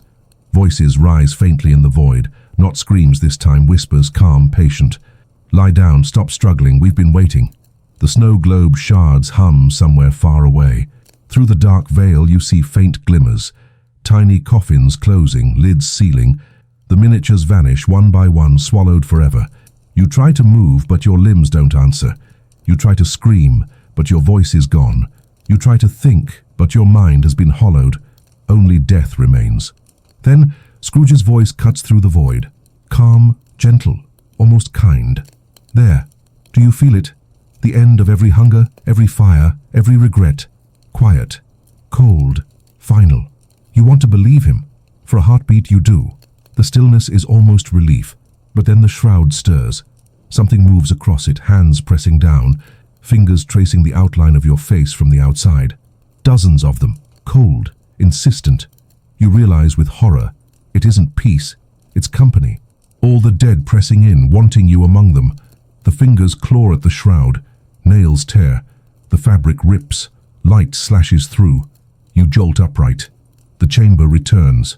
Fire, frost, shadows, chains. The hooded figures fold the shroud neatly, placing it back on the tray. Scrooge leans forward, eyes bright, grin reborn. Lesson 23 complete. You've worn death, and you see now. It doesn't release you. It only waits. He slams the cane against the floor. The sound rings like a bell tolling, which means, he says, eyes gleaming with cruel joy, we can finally move to lesson 24. His grin sharpens. The lesson of eternity. Eternity. The word stretches longer than any sound Scrooge has spoken. It doesn't stop echoing. It lingers in your skull, rattling like the pendulum still lodged in your ribs. Fire dies. Frost melts. Even death had an ending. But eternity has no edges. Scrooge twirls his cane slowly, his smile patient. Lesson 24, Eternity. Dickens gave his Scrooge redemption a neat conclusion. But eternity doesn't end with redemption. It doesn't end with death. It doesn't end at all. Eternity is the prison you can't dig out of, the coffin that never closes, the scream that never stops. The hooded figures shuffle forward carrying a cage, not iron this time, glass, clear, fragile, filled with swirling sand. The grains float upward instead of down, defying gravity. Time undone, time infinite. They set it before you. The sand swirls faster, forming shapes. Your face, your bones, your hollow chest. They appear, dissolve, appear again. Each iteration, worse, more grotesque. Scrooge taps the glass with his cane. Do you see? Eternity is repetition. You live every mistake again, you taste every regret again, you die again, you burn again, you freeze again. And still, it goes on. The cage cracks. The sand spills out, but it doesn't fall. It coils upward, wrapping around you like a storm of gnats. Each grain burns where it touches, carving tiny scars into your flesh. You convulse, twitching, the chair rattling under your body. The snow globe shards glow blindingly bright. Miniatures rise from the snow, infinite copies of you. They march in circles, step after step after step, never stopping. Their feet bleed. Their throats are torn. Still, they move, eternal puppets. You try to scream, but silence still owns you. Your jaw aches from the strain of trying. Scrooge leans close, whispering, Lesson 24, eternity is not heaven, it is not hell. It is the absence of ending, a hunger without satisfaction, a scream without voice. And now, he points his cane at your chest. You wear it. The sandstorm surges inward. It pours through your burns, your scars, your branded palm, your hollow ribs. It fills you grain by grain, endless. Your body swells, your veins bulge, your eyes roll back. Inside your skull, the crown of ice and iron pulses. Needles drill deeper, carving the word forever into the raw fabric of your mind. The hooded figures chant noiselessly, swaying like pendulums. The fire and frost merge, blue flames encasing ice shards, burning cold. Scrooge spreads his arms, exulting. Yes, yes, lesson 24 complete. You are eternity now. No ending, no release, only the loop. He slams his cane once more. The sand collapses back into the glass cage, vanishing. The snow globe shards fall silent. The miniatures frozen mid-step, trapped in their endless march. You slump, chest heaving noiselessly, body trembling with the weight of infinity now lodged in your marrow. Scrooge tilts his head, studying you. His grin is colder this time, sharper. And yet, eternity is still not the final lesson. No, no. We are climbing higher, deeper, wider. He taps your cheek gently with the cane, almost fatherly. Lesson 25. He pauses, eyes glittering.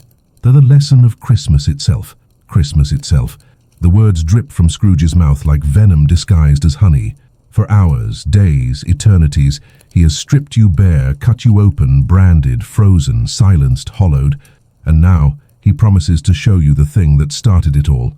The holiday, the holy day, the season, Dickens wrapped in ribbons and redemption. Scrooge leans on his cane, his grin almost tender. Lesson 25. Christmas. Not the false cheer, not the trinkets, not the spirits who come to scare you into kindness for a single dawn. No, the truth of Christmas, the one Dickens was too frightened to write. And you, his cracked lips, stretch wider. You will be its ornament. The hooded figures approach carrying garlands, but these are no pine branches. They are ropes of sinew, dripping, braided from human veins. They wrap them around your arms, your chest, your legs. They squeeze tighter with every twitch, throbbing in rhythm with your heart. Another figure carries ornaments, glass baubles, but each one filled with eyes, rolling, blinking, staring. They hang them from the sinew garlands strung across your body. Each weight drags your flesh lower, every stare burns deeper. Scrooge chuckles softly. Ah, perfect. A tree dressed in regret. How festive. The snow globe shards glow, showing tiny towns lit with flickering lights. But every window reveals not joy, not laughter, but families gnawing on one another, ribbons tied from entrails, wreaths woven from ribs. And in the center of each snowbound village, a tree decorated with a body just like yours. You thrash weakly, bile crawling up your throat. The ornaments rattle against one another, whispering in voices you almost recognize. The hooded figures bring candles next, long, red, but when they drip, it is not wax, it is blood. They press them into your hands, forcing you to clutch them even as the hot blood burns down your wrists, searing the scars already carved there. Scrooge tilts his head, delighted. Yes, Lesson 25. Christmas is hunger in disguise. It devours flesh, it feasts on blood, it dresses its meal in tinsel and calls it holy. The fire in the hearth explodes suddenly, reshaping. It becomes a great feast table. Upon it, your reflection once more, carved into dishes. Roasted ribs, boiled skull, cranberries stuffed into empty sockets. Hooded figures sit at the table, faceless, hands clasped, waiting to begin. Scrooge takes his seat at the head. He raises his cane like a glass. A toast to Christmas eternal. The figures tear into the feast. They eat with their hands, shoving pieces of you into the void beneath their hoods. You feel it. Every bite, every chew. Your stomach clenches, your chest caves, your skin itches as if eaten alive. The snow globe shards hum, the miniatures of you staggering into their tiny town squares. Each one is strung up, garlanded, lit with candles that drip blood into the snow. Their tiny mouths open wide in silent carols of agony. Scrooge wipes his mouth delicately with a black napkin. He turns back to you, his grin sharp as a blade. Lesson 25 is complete. You are Christmas now, a decoration, a feast, a carol sung through screams. He rises, cane tapping once. The feast collapses back into flames. The garlands of sinew dissolve, though their burns remain. The ornaments shatter, spilling glass and eyeballs across the floor. The candles gutter out, blood still wet on your fingers. Scrooge steps close, cane pressing beneath your chin, forcing your hollow gaze to meet his. But Dickens would end here, wouldn't he? Redemption, light, joy. Not me. I am no sentimentalist. His grin widens. Lesson 26 is madness. Madness. The word slithers through your skull before Scrooge even utters the rest. After silence, blood, shadow, death, and eternity, madness doesn't feel like a lesson. It feels like the inevitable. Your mind, already carved, branded, frozen and burned, now quivers like glass about to crack. Scrooge sees it. He wants it. His grin is brighter than the fire, sharper than the ice. Lesson 26. Madness. Dickens brushed against it in Marley's chains, in Scrooge's frantic denial of the spirits. But Dickens pulled back. He feared the truth. Madness is not a crack in the mind. Madness is the mind realizing the crack was always there. The hooded figures step forward carrying mirrors. Dozens. They place them around you in a circle, leaning against the stone walls. Each one reflects a different you, not just one stitched face, Not just one hollow chest, 1,000 variations, one laughing as you choke, one crying blood, one already rotting, one still innocent, untouched, staring in horror at what you've become. The mirrors hum. Their reflections begin to move on their own. Not copies, independent, twitching, smirking, screaming. They pound against the glass, their fists cracking the surface. Scrooge gestures proud. Look, the mind splintered, the self multiplied. Every lie you told yourself becomes a body, every regret a face. Madness is not chaos, it is a crowd, and you are hopelessly outnumbered. Your head jerks, the crown of ice and needles digging deeper. The reflections shout noiselessly, words you feel instead of hear. Failure, coward, waste, empty, nothing. The snow globe shards flare, miniatures spilling out again. But this time they're fractured, half-sized, doubled, triple-limbed. They fight each other, ripping at their faces, gnawing their fingers down to stumps. The snow stains red and black and grey. Your chest heaves. Your silence feels louder. Scrooge steps closer, his cane pressing against your temple. Lesson 26. Madness is when you finally realize you were never alone. Your shadows, your ghosts, your failures, they've been with you always, waiting for you to break open so they can climb out. The mirrors crack louder, one shatters. The reflection inside doesn't vanish. It steps into the chamber, then another, then another. Soon a dozen versions of you circle the chair, each with different scars, burns, brands. Their mouths hang open, silent screams echoing in your skull. You thrash violently, tears pouring. You want to deny them, but each one feels true. Scrooge laughs, raising his cane like a conductor's baton. Yes, let them in. Let them tear the scraps of reason left in you. Madness is not punishment, it's liberation. The reflections lunge. They claw at your arms, your chest, your scalp. Nails dig into your branded hand, into the spiral on your chest, into the crown of ice. You convulse, body jerking, eyes rolling back.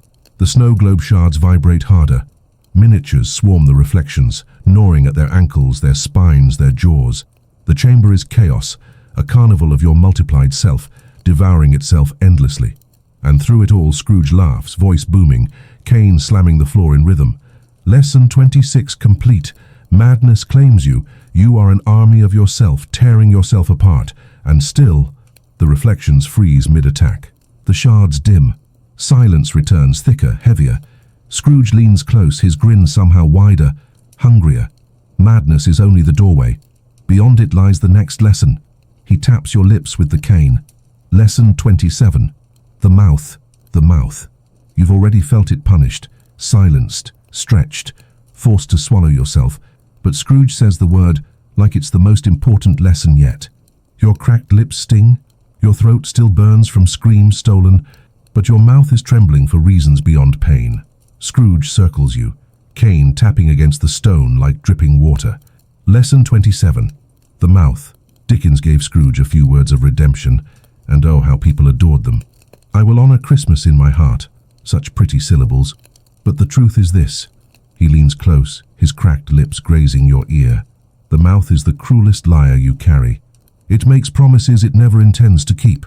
The hooded figures approach with tools, iron gags shaped like flowers, hooks, ropes of barbed wire. They clink against the tray like teeth. Another figure carries a wooden box. They set it on the floor. It rattles faintly. Scrooge gestures. The box is opened. Inside, tongues, severed, twitching, glistening, dozens of them. All shapes, all sizes, some pierced with nails, some bitten in half. They writhe like worms, slapping against the wood. Your stomach heaves violently. Scrooge plucks one up delicately with his cane, letting it dangle. Do you know what these are? Promises, lies. Every false word ever spoken grows a tongue of its own, and once cut, they live forever. He holds it close to your mask. Recognize this one? It swore you'd change. You didn't. The tongue thrashes, smearing blood across the leather. You gag silently. The hooded figures force your mouth open wider with the iron gag, stretching your lips until they crack. The mask groans. Your jaw burns. Scrooge drops the tongue inside. It wriggles across your tongue, down your throat. You convulse, gagging, choking. No sound escapes. Scrooge beams. Yes, Lesson 27 begins beautifully. The box spills. Dozens more tongues slither out, crawling up your chest, your neck, forcing themselves between your lips. You thrash, but the veins hold you still. Your stomach churns as they slide down, filling you with every false word you ever spoke. The snow globe shards glow violently. Miniatures clutch their throats, their mouths bursting open. Tongues erupt from them like snakes, wrapping around their tiny bodies, strangling them. They collapse, twitching, choking on promises they never kept. Scrooge laughs, clapping his hands. Ah! Lesson 27. The mouth devours its own lies. You swallow them until you drown in them. And still you cannot speak truth. The tongues writhe inside you, pressing against your ribs, your lungs, your throat. You convulse, chest heaving, eyes bulging. Scrooge presses his cane against your chin, forcing your mouth wider. He tilts his head, grin sharp. Go on, try to speak. Say one word of truth. You try. You strain. But only a garbled mess of writhing syllables spills out, tongues speaking over each other, forming words that never belong to you. The chamber erupts with noise. Your false promises echo. I'll be there. I'll change. I'll stop. I swear. Over and over, overlapping, drowning the silence. The hooded figures sway to the cacophony. The fire roars higher. Frost crawls across the floor. The crown of ice cracks further. Scrooge raises his cane high, voice booming. Lesson 27 complete.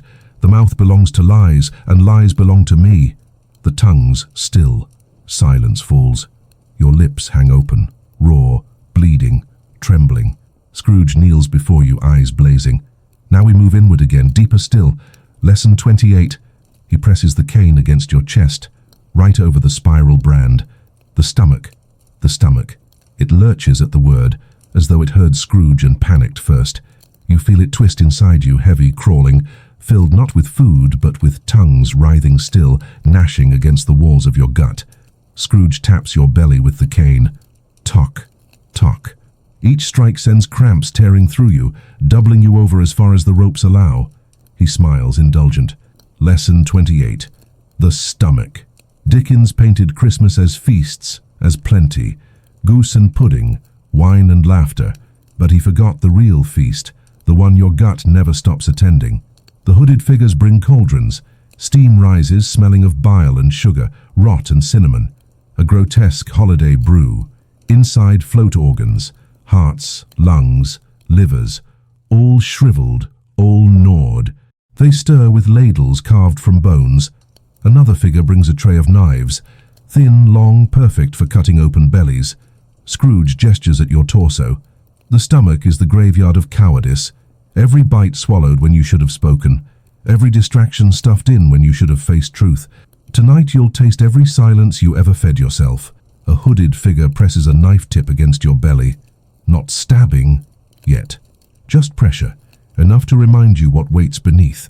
Scrooge hums softly, almost like a carol. Shall we dine? The cauldrons boil over. Shadows rise from them, slithering like smoke, coiling toward your gut. They seep through your scars, through the spiral brand sliding inside. Your stomach burns, bloating with their weight. You convulse, gagging, but instead of vomit, voices spill from your throat. Your own, replaying in broken whispers. I'm fine. It's nothing. Don't worry about me. Not hungry? Scrooge claps once. The hooded figures tear your gag wider, forcing your mouth open again. They press ladles of steaming organs to your lips, pouring the foul stew down your throat. It burns, boiling as it slides into you. Your stomach distends. Pain erupts. You thrash, silent tears carving through ash on your cheeks. The snow globe shards glow. Miniatures of you stagger into banquet halls, gorging on black sludge, stuffing themselves until their bellies split open. Their insides pour onto the snowy ground, crawling like worms. They keep eating anyway, clawing food into empty cavities. Scrooge grins, tapping his cane against your gut. Lesson 28. The stomach never fills. No matter what you pour into it, food, lies, distraction, it always hungers. It is the emptiest organ of all. Your belly swells tighter. The ropes strain, creaking. You think you'll burst. The hooded figures press harder, knives grazing your skin. You convulse, terrified. Scrooge leans close, whispering through cracked lips. What do you feel now, full or hollow? It's the same thing, isn't it? The cauldrons erupt. Shadows pour faster, flooding you. Your belly screams, veins stretching. Your branded hand glows. The spiral brand pulses. Your silence breaks, almost. Not a scream, not words. Just a low, guttural moan that rattles from deep inside, shaking the chair, shaking the chamber. Scrooge laughs, triumphant. Yes, lesson 28 complete. The stomach has spoken, and it speaks only hunger. The cauldrons collapse into ash. The stew vanishes. Your belly deflates slightly, but the pain lingers, burning in your gut like a coal that will never die. Scrooge straightens, cane tapping once. His eyes blaze. And now, deeper still. He presses the cane lower, right below your gut. His grin splits wide. Lesson 29. The womb of emptiness. The womb of emptiness. Even before Scrooge speaks further, you feel it. A hollow beneath your belly, deeper than hunger, deeper than organs. A place where nothing ever was, and nothing ever will be. A place that aches anyway. Scrooge taps his cane against that spot, slow and deliberate. Tock, tock, tock. Each strike sinks into you like a heartbeat reversed. His grin is cruelly gentle. Lesson 29. The womb of emptiness. Dickens never dared write it, though he circled it. The ache of what was never born. The weight of what never came. The void that mocks you for all you didn't create. The hooded figures shuffle forward, carrying swaddled bundles, wrapped in cloth, rocking faintly as if cradling infants. But the cries that seep out are wrong, high-pitched, warped, broken. They set the bundles at your feet. One cloth unravels. Inside, not a child, not even flesh, just ash, bound tight into the shape of a body that never lived. Its mouth opens, spilling soot.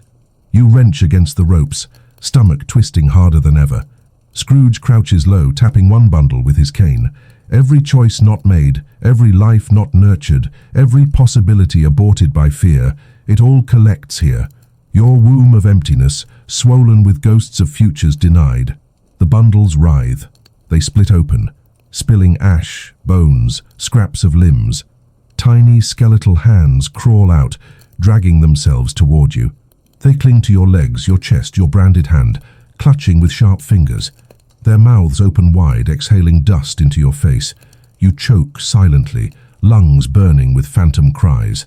The snow globe shards glow, miniatures of you cradle infants made of frost, then drop them. The snow swallows them instantly. Each miniature stares at its empty arms, wailing noiselessly before collapsing to its knees. Scrooge leans closer, voice soft, mocking. Do you feel it? The pain of never giving? The ache of all that rotted inside you before it could live? This is the truest lesson Dickens fled from. Not regret for what you did, but regret for what you never allowed to exist. Your belly spasms. The spiral brand burns brighter, glowing through your skin. You feel something moving inside, shadows pressing outward, clawing to be born. The hooded figures chant noiselessly, swaying. One steps forward with shears, iron, jagged, dripping rust. They hover them above your stomach, blades open, as though ready to cut you open and let the unborn void spill free. You convulse violently, shaking your head, begging with your eyes. Tears stream, freezing at your chin. Scrooge strokes your cheek with the cane, smiling wider. Lesson 29. Emptiness is fertile. It breeds nothing endlessly. You think nothing means peace? Wrong. Nothing is infinite birth that never happens. You are mother to shadows, father to voids, cradle of dust. Your body jerks, the ropes creaking, your belly stretching again as shadows claw upward. A muffled cry rises from inside you. Not yours, not human. A sound of something unborn begging to exist. You buckle forward. The sound rips free of your throat, twisted by silence into a horrible low wail. The bundles at your feet answer in unison, their ash babies screeching. The chamber fills with the chorus of what never was. Scrooge throws his head back, laughing. Yes, lesson 29 complete. You are a womb of emptiness, birthing screams that never belong to life. The hooded figures snap the shears closed, not on you, but on the air. The cry inside you stops. The bundles crumble into ash. Silence falls. You slump in the chair, belly still trembling, chest hollow. Scrooge straightens, tapping his cane once against the floor. His eyes gleam with fire and frost. And now we reach lesson 30. He leans close, his cracked lips curling into something darker than a smile. The lesson of despair. Despair. The word alone is heavier than the shroud. You've tasted silence, hunger, fire, ice, even the unborn void clawing in your belly. But despair is not sensation. It's subtraction. The absence of all hope, all will, all resistance. And Scrooge knows it's the moment you've been staggering toward from the first lesson. He doesn't grin this time. He watches you, still and calculating, cane resting lightly against your knee. His voice is quiet, reverent. Lesson 30.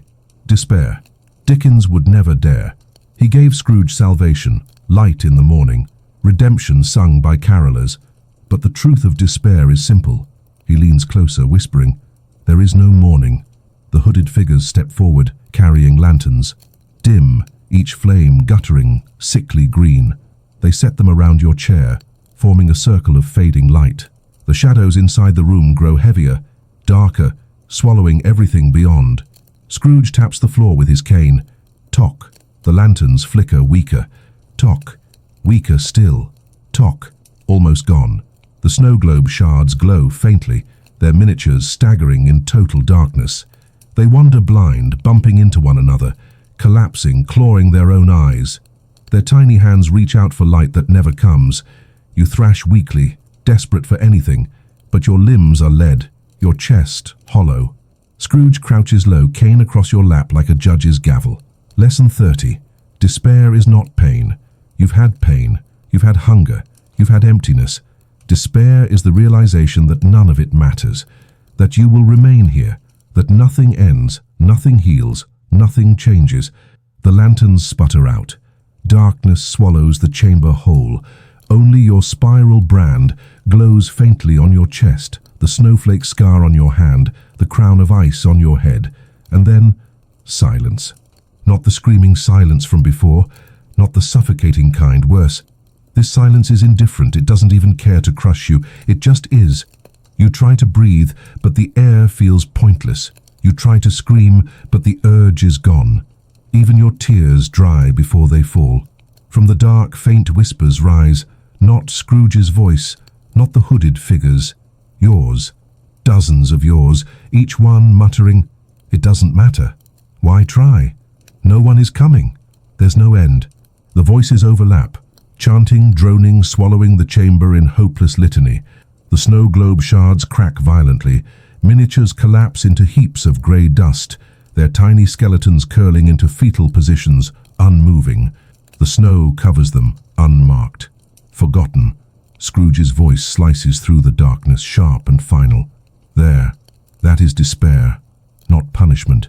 Not lesson. Truth. This is all there is, pupil. No redemption. No morning. Only the endless night. You slump forward, your body slack, your mind empty. Even the shadows inside you quiet, satisfied with despair. Scrooge rises, cane clicking softly against stone. For a moment, he almost looks solemn. Then his grin returns, sharp as ever. "Lesson 30 complete," he declares. "You have swallowed despair whole, and now the final stretch begins." He taps the crown of ice and needles on your skull, his eyes blazing. Lesson 31. Obedience. Obedience. The word lands like a chain snapping shut. After despair hollowed you out, obedience feels almost natural, because what else is left to do? Scrooge knows. He smiles softly, almost kindly, like a priest preparing a kneeling penitent. Lesson 31. Obedience. Dickens gave Scrooge a choice, redemption through will. But choice is a lie. You never had one. You will obey, because obedience is the only language despair understands. The hooded figures step forward carrying collars, iron studded with thorns on the inside. They fasten one around your throat. The spikes bite deep, puncturing just enough to sting with every breath. Chains extend from the collar, attaching to the chair, to the veins, to the floor. You are tethered in every direction. Scrooge taps the collar with his cane. Lovely. Every movement now is a confession. Nod, and you bleed. Shake your head, and you bleed. Even stillness is obedience because the collar decides what is allowed. You test it instinctively. A twitch of your head, Pain flares sharp, hot, blood trickles. You freeze, breath hitching, already obedient. Scrooge chuckles, his cracked lips splitting wider. Perfect. The hooded figures bring scrolls, unrolling them across the floor. They are covered in writing, but not words you know. Twisted symbols, runes, letters warped like broken bones. The parchment itself is stitched flesh. Scrooge points his cane at it. Lesson 31. Obedience means reciting words you do not understand. You think you speak choice, but you only echo chains. The hooded figures pry your mouth open again, blood dripping from the corners. They press a quill into your branded hand, your fingers tremble, barely able to grasp it. Scrooge leans close. Right. You resist. Weakly, reflexively, but the collar spikes press harder, blood running warmer down your neck. Your hand jerks forward, moving against your will. The quill scratches across the stitched parchment, forming the twisted letters. Each stroke burns. Each word crawls under your skin. You don't know what you're writing, but you feel it owning you. The snow globe shards glow. Miniatures kneel in lines, collars around their throats, chains binding their limbs. They scratch runes into the snowy ground until their hands bleed. They never stop. You try to drop the quill, but your branded hand won't release it. The scar glows, veins bulging, forcing you to continue. Scrooge claps once, delighted. Yes. Lesson 31. Obedience is not submission of body. It is submission of self. You will carve lies you don't believe until they become truth. The scrolls burn suddenly, flames racing across flesh parchment. The runes you wrote rise from the ash, glowing, swirling around your head like a crown of commands. They whisper orders. Kneel. Obey. Serve. Suffer. You convulse, eyes wide as the words burrow into your skull. Scrooge steps back, cane raised like a scepter. Lesson 31 complete. You are no longer yours. You are obedient, as you were always meant to be. The chains rattle, tightening. The collar digs deeper. Blood runs in rivulets down your chest. Scrooge lowers his cane slowly, his grin sharpened to a razor's edge. And now, he presses the tip against your heart, right above the spiral brand. Lesson 32. Devotion. Devotion. The word slides into you like a blade dipped in honey. After obedience has stripped away your will, devotion doesn't feel like a demand. It feels like inevitability. Your collar is tight. Your branded hand trembles. The crown of ice and needles digs into your scalp. You are a shrine built from scars. Scrooge sees it. He inhales slowly, his grin slow and terrible. Lesson 32. Devotion. Dickens called it charity, goodwill, the spirit of the season. But devotion isn't giving. Devotion is consumption, the act of pouring yourself so completely into something that you vanish inside it. The hooded figures return, bearing chalices. Heavy, iron, each one carved with your face distorted into masks of suffering. They fill them with a thick, dark liquid that smells of rust and burnt sugar. They place one in Scrooge's hands, then set another before you. Scrooge raises his chalice. Drink. You shake your head weakly. The collar spikes tighten, biting deeper into your neck. Blood beads on your skin. He chuckles. Lesson 32.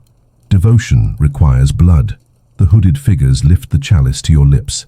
The dark liquid sloshes, glimmering faintly. You gag as it touches your tongue. Sweet at first, then bitter, then searing like acid. It slides down your throat, filling your gut. You convulse. Inside your belly, the shadows from the earlier lessons stir, writhing in ecstasy. The spiral brand on your chest glows like a burning halo. Scrooge drinks his own chalice, his eyes never leaving yours. When he lowers it, black liquid drips from his cracked lips. Good, good. Now devotion begins. The hooded figures step back. The chalice in your gut does something impossible. It inverts. You feel yourself pouring out, not vomiting but emptying inward. Every drop of your blood and thought and memory siphoned into a hollow well. In front of you, a shape begins to form. Tall, towering, built of the smoke, fire, ice, shadows, sand and ash you've bled into the room. It's Scrooge. And not Scrooge. It's a version of him vast as a cathedral, built from every lesson. Its heart is the giant iron chest you've seen all along. Its face is 100 faces of you. Scrooge gestures reverently to it, cane held like a staff. Lesson 32. Devotion is surrender to the thing that has already consumed you. This is your master now, built from your screams, your blood, your emptiness. The snow globe shards glow blinding white. Miniatures of you kneel in rows before tiny cathedrals, their arms outstretched, chanting noiselessly to idols made of their own shadows. Your body jerks. The collar pulls you forward, dragging you to your knees. You bow without meaning to. Tears spill from your eyes, freezing before they hit the floor. Scrooge kneels beside you, whispering, "Yes, bow. Give it everything. There's nothing left to lose." The massive idol leans down. Its chest opens, the iron heart pulsing, veins reaching out. One wraps around your neck, another your wrists. They pull you closer, as though about to draw you inside. You convulse. Your mouth opens in a silent cry. Scrooge's eyes blaze brighter than the idol. Lesson 32 complete. You are devoted. There is no difference between you and it anymore. The veins release you. You slump forward, trembling, face inches from the stone floor. Scrooge stands, smoothing his coat. His grin is satisfied, but not finished.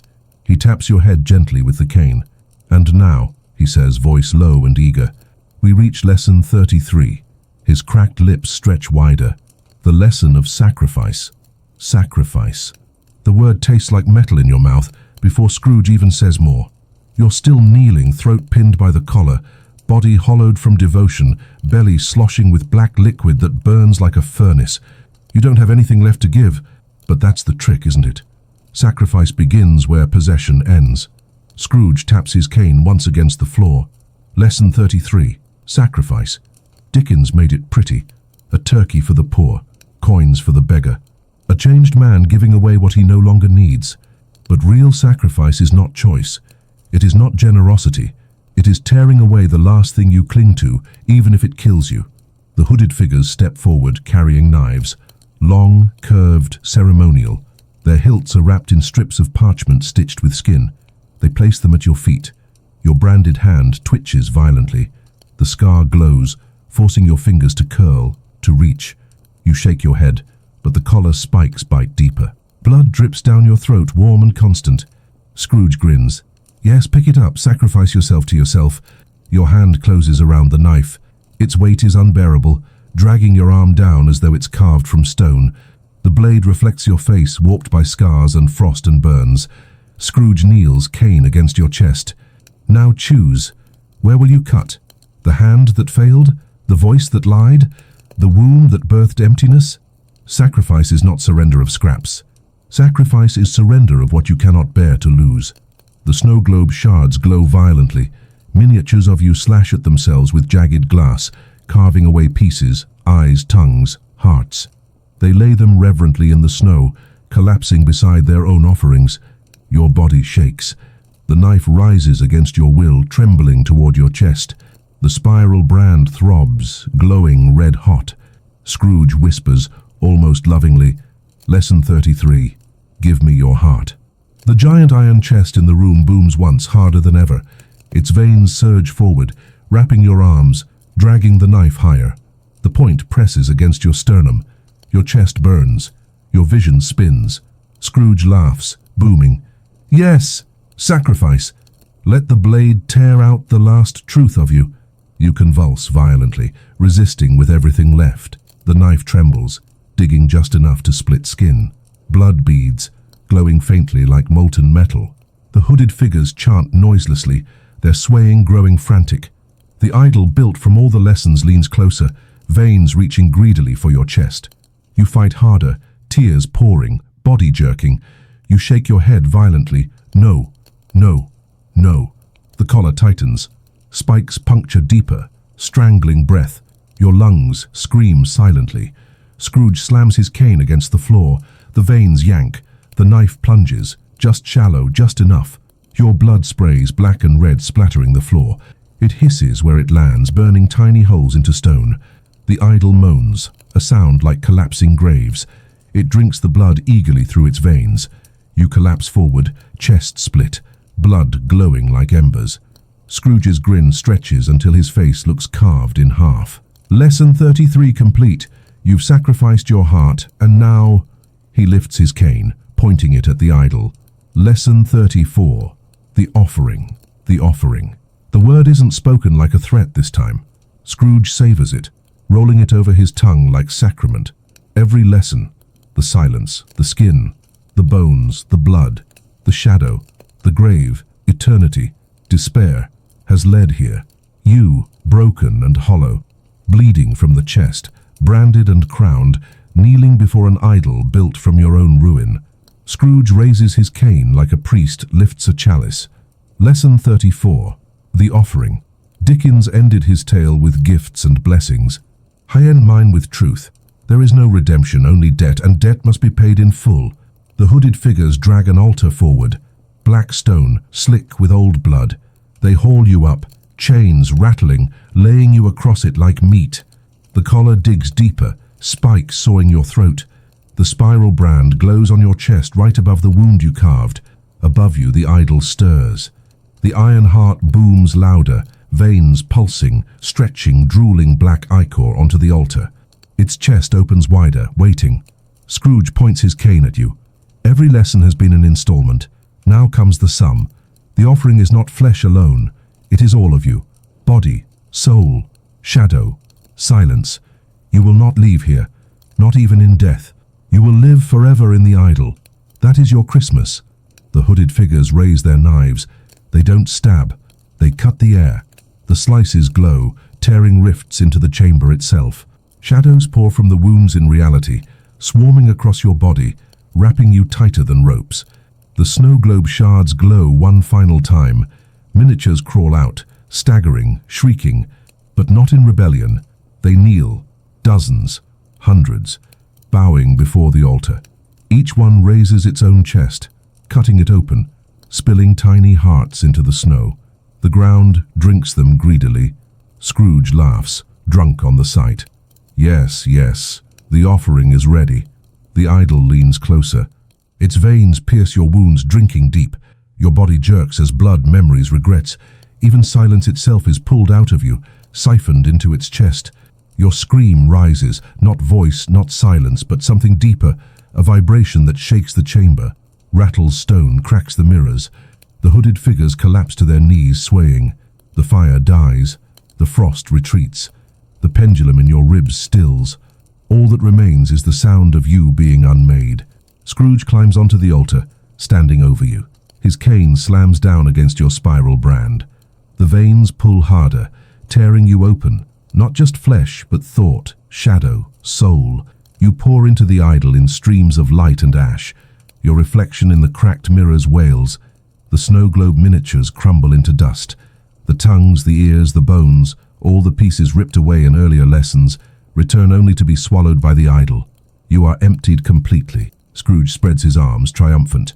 Lesson 34 complete, the offering has been made. The idol slams its chest shut. The iron heart beats once, thunderous, shaking the chamber. Then again, faster, stronger. Its veins glow brighter, bursting with your essence. You are gone, and yet you remain. The idol's eyes open. They are your eyes. Scrooge bows deeply before it, his cracked lips curling into reverence. At last, my work is complete. Dickens promised Scrooge a happy Christmas. I deliver him eternity's disciple. The hooded figures chant voicelessly. The altar cracks. The snow globe shards dissolve into ash. The chamber itself quakes, collapsing into shadow. Your last thought flickers, brief, hollow, endless. You are Christmas now.